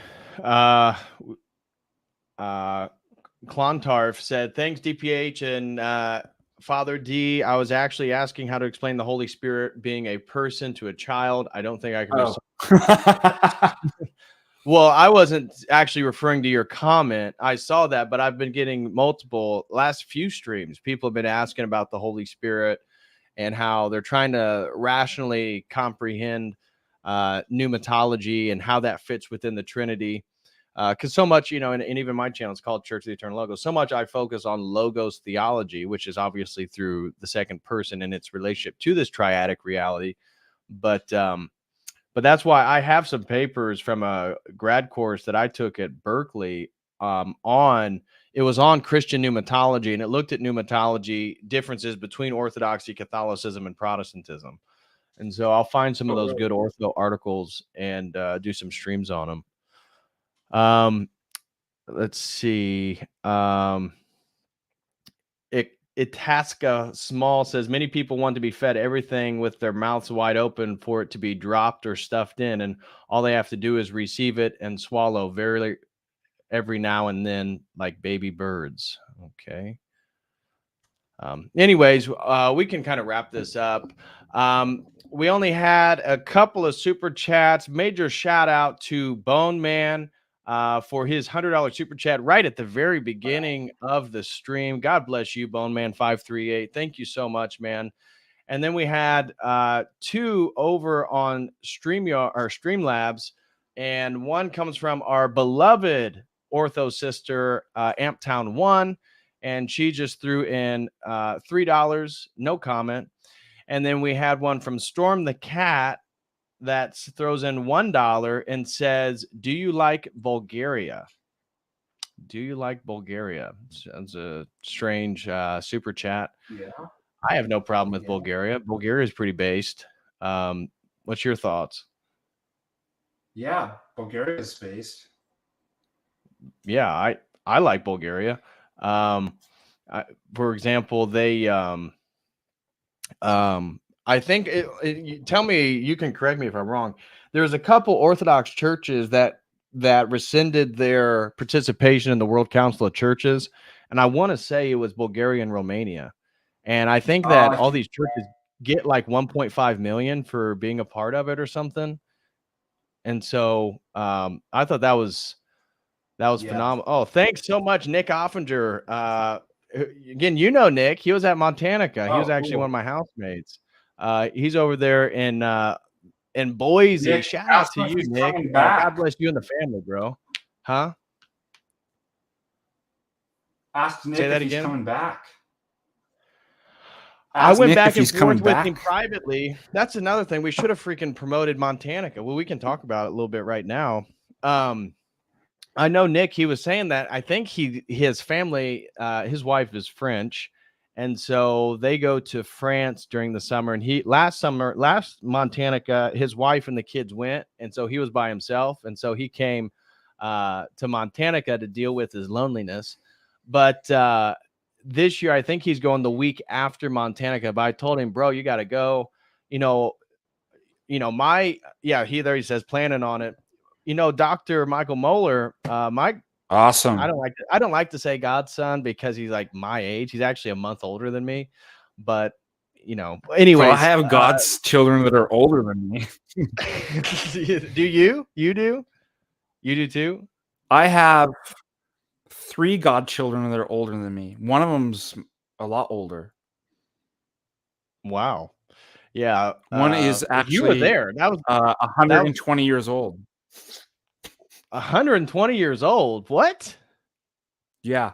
He took the baptismal name Methuselah. I'm just messing. You were there when Dr. Mo got baptized, because it just happened to be in your old stomping ground. So I was able to hang out and spend time with a bunch of your old friends, really. in SoCal, Well, and you so met that was one a of lot of you fun. might have met 2 of them because they were there. Yeah, So one was, I remember both of them. yeah, Derek, and then the other one was Tony. Now Tony is in the same town. He moved up to where Michael is. So everybody moving to Idaho, but nobody want to move to Montana. That's fine by me. But I talked with Dr. Mo. He's planning on coming this year. Yes. So he wasn't able to come last year. So I think, probably me, Dr. Mo. Again, if Nick's going, we'll probably all get an Airbnb somewhere in Butte. But if you want to talk a little bit about Montana in the lineup this year, I'm super stoked and excited. I need to get my ticket, dude. What's up with the plane fares? I check one day, they're like they will fluctuate like a couple $100 in a day. Oh, It's dude, not the exact same flight. I had to do the same thing with this conference in Houston. So and I was looking for tickets like 3 months in advance, right? So very similar to, and I thought I wasn't going to be able to go to this Orthodox conference in Houston because tickets were like $800-900, and I was like, the cheapest, right? And I'm like, this is ridiculous. Um, and I kept noticing they would fluctuate so much, and then I think I finally got one day. I forget. It was really weird how I did. I have this Hopper app, so it can update me, Mm-hmm. and then so I got a pretty good price on that, I need to and download it that. was down to like 500. And then what I did is I went to the site themselves instead of using the app. I didn't do round trip. I did 2 separate flights on 2 Yeah. separate companies. So I went on to Delta and I looked for that exact same thing that they just advertised, and it was cheaper than what the Hopper was advertising. Then I had to match it with a return flight from United, Wow. and I got it down to like 4 something. Wow. Oh, 420, bro. Oh yeah, that's what I Dude, paid. from Indiana to get to Butte, I have to go to Dallas Fort Worth. And because from where I'm at in the country, Dallas Fort Worth is the only one that can take me into Bozeman. But the West Coast, I think Colorado or Utah has some flights into Bozeman. But for me, it's like I got to go to Dallas. So the freaking layover, dude. Some of these flights are like $700, and it's a 14-hour layover in Dallas. I'm like, what the heck? I know, I Um, know. it's It's just nuts. But stressful, huh? So we I'm announced gonna it have to in. come in. I'm gonna have to come in the night of the 6th. So again, tell everybody here. I'll put a banner up. Montana, those tickets are live right now, right? They're live right now. Do you want me to put the link in the? Yeah, put the link in the live chat, and then I will say, okay, so June 7th through the 11th, Montanica. I saw that you did the new spelling this year. Yeah, now it's thoroughly Orthodox. 1 second. Is Butte 2 T's or 1? 2. 1 second. Where is the? There we go. So June 11th through the 7th, Montanica, Butte, Montana. We will be at the beloved Holy Trinity Serbian Church there in Butte with Father Russell. I love Father Russell. Can't wait to see him and the family again. We had a great time last year. Yeah. I know we're going to have another great time this year. So if you guys can, definitely get some tickets and join. Oh, let's see. You want to tell everybody? I'm obviously most excited about Father Turbo. I've never met Father Turbo. And Father Yeah. Turbo is going to be on this program on Tuesday, and Jonathan Paggio will be on Thursday. So next week we got a big lineup, if you will. And by the way, there's an unannounced. I'm trying to get the suspense up. So there's a really cool big person that it's going to be announced later. But the announcement as a speaker, the announcement The confirmed speakers are His Grace Bishop Maxim is the keynote speaker. That's his diocese. His cathedral's in Alhambra in Los Angeles, but Holy Trinity Butte is his parish. It's in his diocese. So he's going to be, and he's a St. Maximus scholar and a patristic scholar. Ooh. In Greece together. So you're going to love him. And then we have, am I blanking on? We have Father Turbo, who's also in the Serbian Midwest Diocese. We have yours truly. We have Patrick, Bishop Maxim. Yeah, Father Turbo Qualls, Abbess Emiliani, who's Emiliani. who, myself, and yours truly, Father and Deacon she Dr. is the Ananias. aunt of the Hanson that just got ordained. She's actually the aunt, but that's not what makes her special. What makes her special is just like she's basically a clairvoyant. She's a really holy person that's done miracles in my life with my wife and I. And so and she's academic too, but she's somebody that she can be everything to everybody. Like she can talk to the academic, she can talk to the heart, and then a special surprise speaker that'll be announced that all of you will like. Now, we did raise the costs a little bit, and that's because the one complaint that I got last year was I was charging too little. True. And that I thought, you know what, raising the price a little bit, I can actually provide more.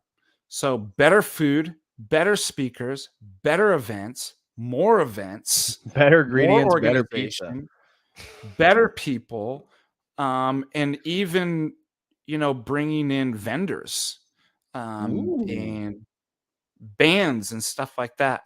Now, I have to make each year better and better. So I was thinking next year I'll do the fireworks, but this year we won't. But we have enough stuff that if the early price 140, I mean, that's a heck of a deal what you're actually getting. You get a bag, you get stuff to take home. But even at 170 normal price, I mean, you're not going to find anywhere in the world that gives you what we're giving you for that. I mean, think about Father Peter Here's thing was, he charged, what was it, $269, not including the rooms and stuff like that. So for just 3 days, less provided. So I'm just trying to explain to make a case that that might seem like a lot, but it's not. Like, first of all, any conference is going to be quite expensive like that. Right. Just to hear the talks and not get anything. So what we really want to make is that your experience is just like par excellence as far as service. We have 2 banquets. We haven't done banquets before, an opening and a closing banquet. So it's not just that you're getting meals and a good breakfast and lunch. You're actually getting 2 banquet dinners with that. More clergy. So yeah. And for those who want to as well or can't make it and you're a man, there's a men's retreat as well. Yeah, in August. Santi's World throws in $5 and says, God is good daily. Agree with that. God is good. Glory to God every day. And then Tatiana, our beloved Ortho sister, throws in $2 and says, God bless you both. Sending my love and prayers at the Orthodox Cross. Well, sending our love and prayers to you and your family, Tatiana. Thank you so much for the support. And we had one more super chat come in by another beloved Simon the amputee. I met him in Southern Cal during the trip with Dr. Mo getting baptized. He said, see you guys in Montanica. Yes. I'll be driving from SoCal for anyone that may need a ride.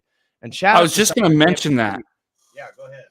is that a lot of you who can't actually possibly afford those tickets. And again, if you play around, we started this early enough.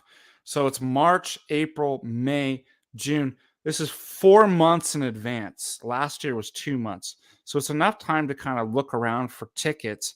But if you feel that you can't do that, like Simon the amputee, a lot of people are organizing carpools.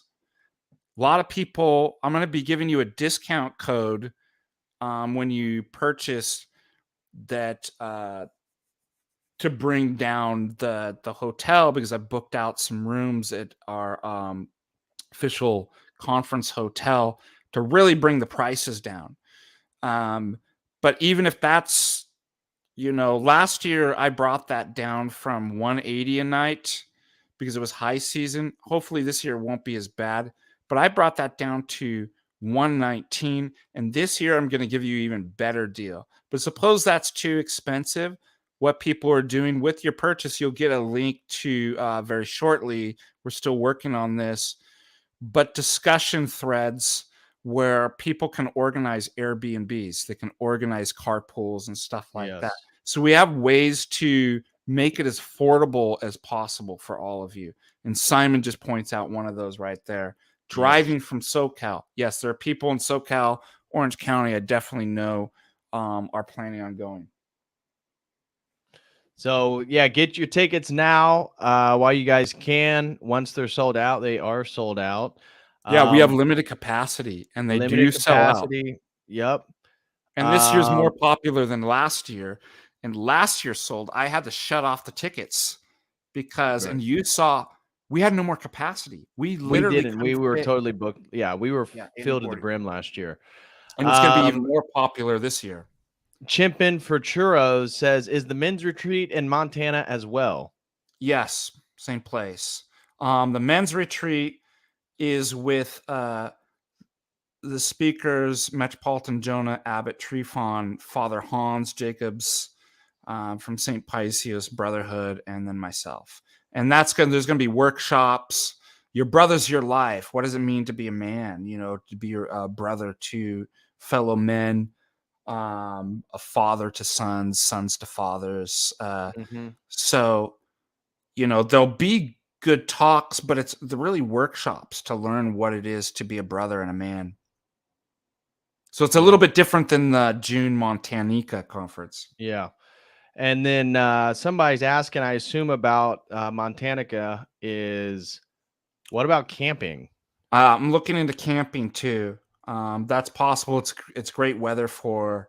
Yeah, it's going to be. It was great weather when we were the only day. Every day was beautiful, and the last day got cloudy. Basically, once we left, once the event was over after liturgy, and our fellowship afterwards, then it got cloudy and it rained a little bit on me on my way back to Bozeman. But every day before that, it was beautiful, and it's a perfect time to go to Montana. You get to see because the first year we did it. It was a little smoky. So I was actually a little disappointed because I could not see a lot of the mountains from where we were in Helena. Yeah. But last year in Butte, beautiful views. The drive from Bozeman to Butte or Butte to Bozeman, gorgeous view, phenomenal.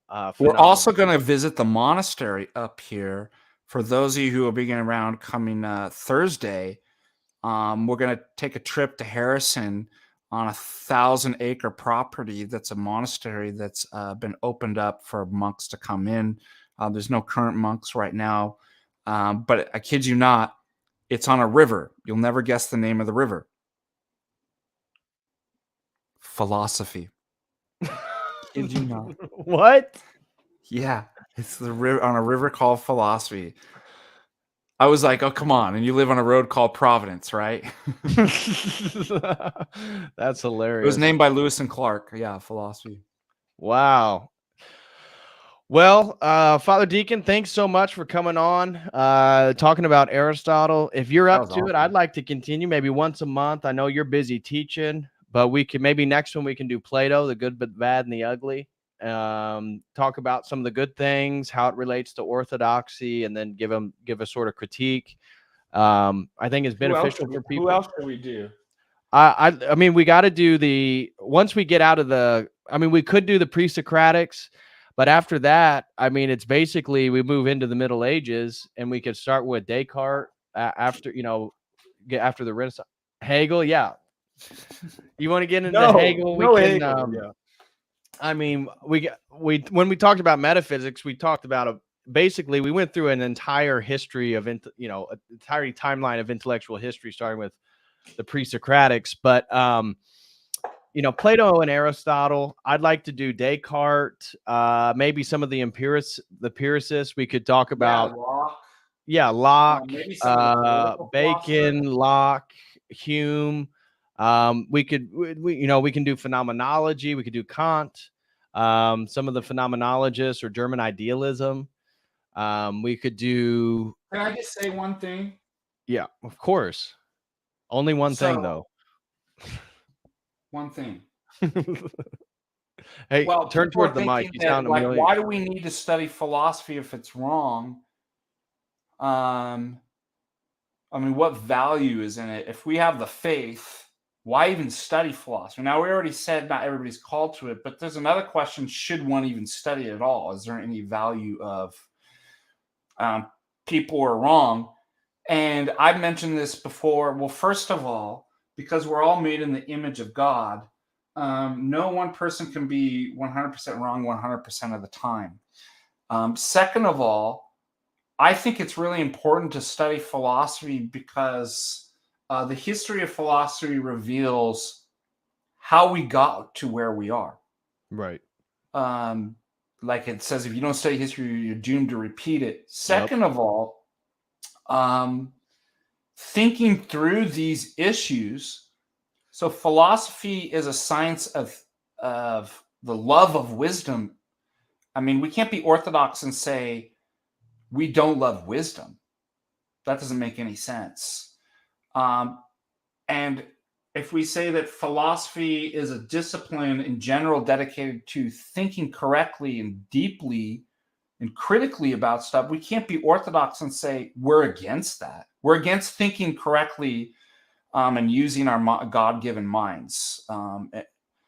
And so going through the history of philosophy helps us. We're going through these historical tours with these authors as if they're and working through the same issues so that it's mental calisthenics. It's it's going to the gym for the mind that you work through these things so that you think better, you think more critically. You start to, I've come up with some of my best arguments for defending orthodoxy because I've read all this stuff. Right.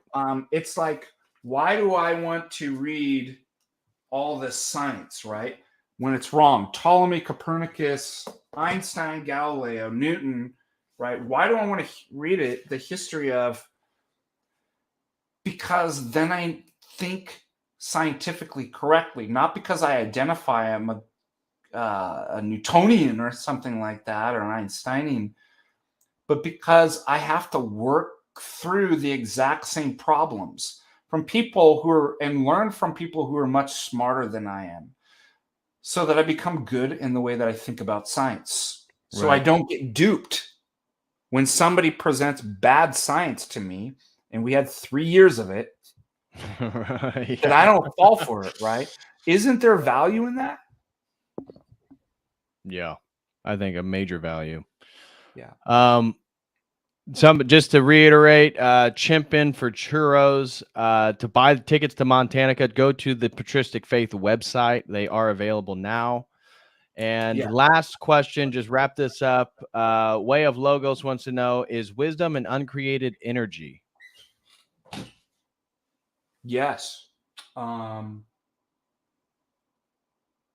would think so. Yeah. As opposed to, look, if there's only two options, it's either an uncreated energy or it's created based on an uncreated energy. Either one I'm fine with, right? Yeah, just from my readings, I haven't. That's why I gave it to you. I hadn't heard of wisdom specifically. Logic, reason, love, truth, mercy, compassion. I've heard these articulated as energies, but wisdom I haven't, and all these other ones too. They're expressed on a one-to-one level to person, so you can only love other persons. Persons has to exchange in love, like you said, the precondition for knowledge, so logic and reason and truth, mercy, compassion, all these different things. Wisdom, I'm not sure. Like I said, I was like, I didn't want to give a definite answer There's on that. only one thing I'd say to stay away from, and that would be Bulgakov. I'm not this book. This book's fine, but Bulgakov's Sophiology. He Yes, actually yes, gets from, I can't remember the person that developed Sophiology. Sophiology is a heresy. yeah. So It comes out of you've got, Gnosticism. yeah, you got to be careful about. Why can't I think of the name of the Russian that created the Sophiology? That was Bulgakov's teacher. But anyways, I only read Bulgakov, and yeah, I remember reading about the so that's actually I read his stuff when I took a class before I was a believer on Orthodox history and theology, and so yeah, I remember reading that, and then the Greek professor we had was not a fan of Bulgakov, but that was why. But we read it to see his argument for the sophiology.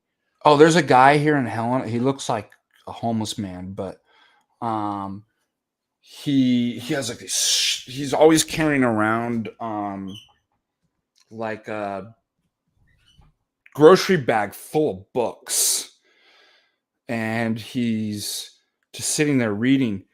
But I met him at a philosophy meeting up here maybe like 4 months ago, and I started talking to him. He's an interesting guy. I mean, he works for the library, so that's why Yeah. he's always has these books.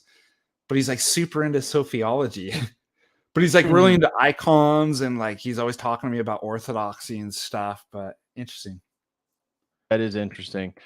Well, we're going to hop off here again. Father Deacon, thanks so much Thank for you. coming on. You want to shout out where people can find? I think most people already know. What's the best way people can reach out to you if they have any questions or they'd like to speak to you more about Montanica or the men's retreat? So there's on that link. Excuse me. At the end of page, the bottom of the page, there's questions. Send us a note. So that'll go to my patristic faith. But you can also send me. You can follow me on Ananias Father on Twitter and send me messages that way. And probably most people don't use Facebook, but Father Deacon or Deacon Ananias Sorm on Facebook, you can send me a message through that and just ask me anything. Either three of those are fine by me. All right. Well, everybody, smash that like. Thank you, everybody, for participating. And a major shout out to all the people who donated. Shout out to Simon the amputee. I'll see you at Montanica, brother. It'd be great to catch up. Shout out to Tatiana, Santi's World, Nick Offinger. I'll see you at Montanica as well. And Bone Man 538. Until next time, which will be tomorrow night, I'll be back with Baselet Analyzer, and we'll be breaking down the movie review of the movie The Fallen with Denzel Washington and the demon Azazel. So looking forward to that. I will see you all tomorrow night. As always, God until bless you. next time, God bless.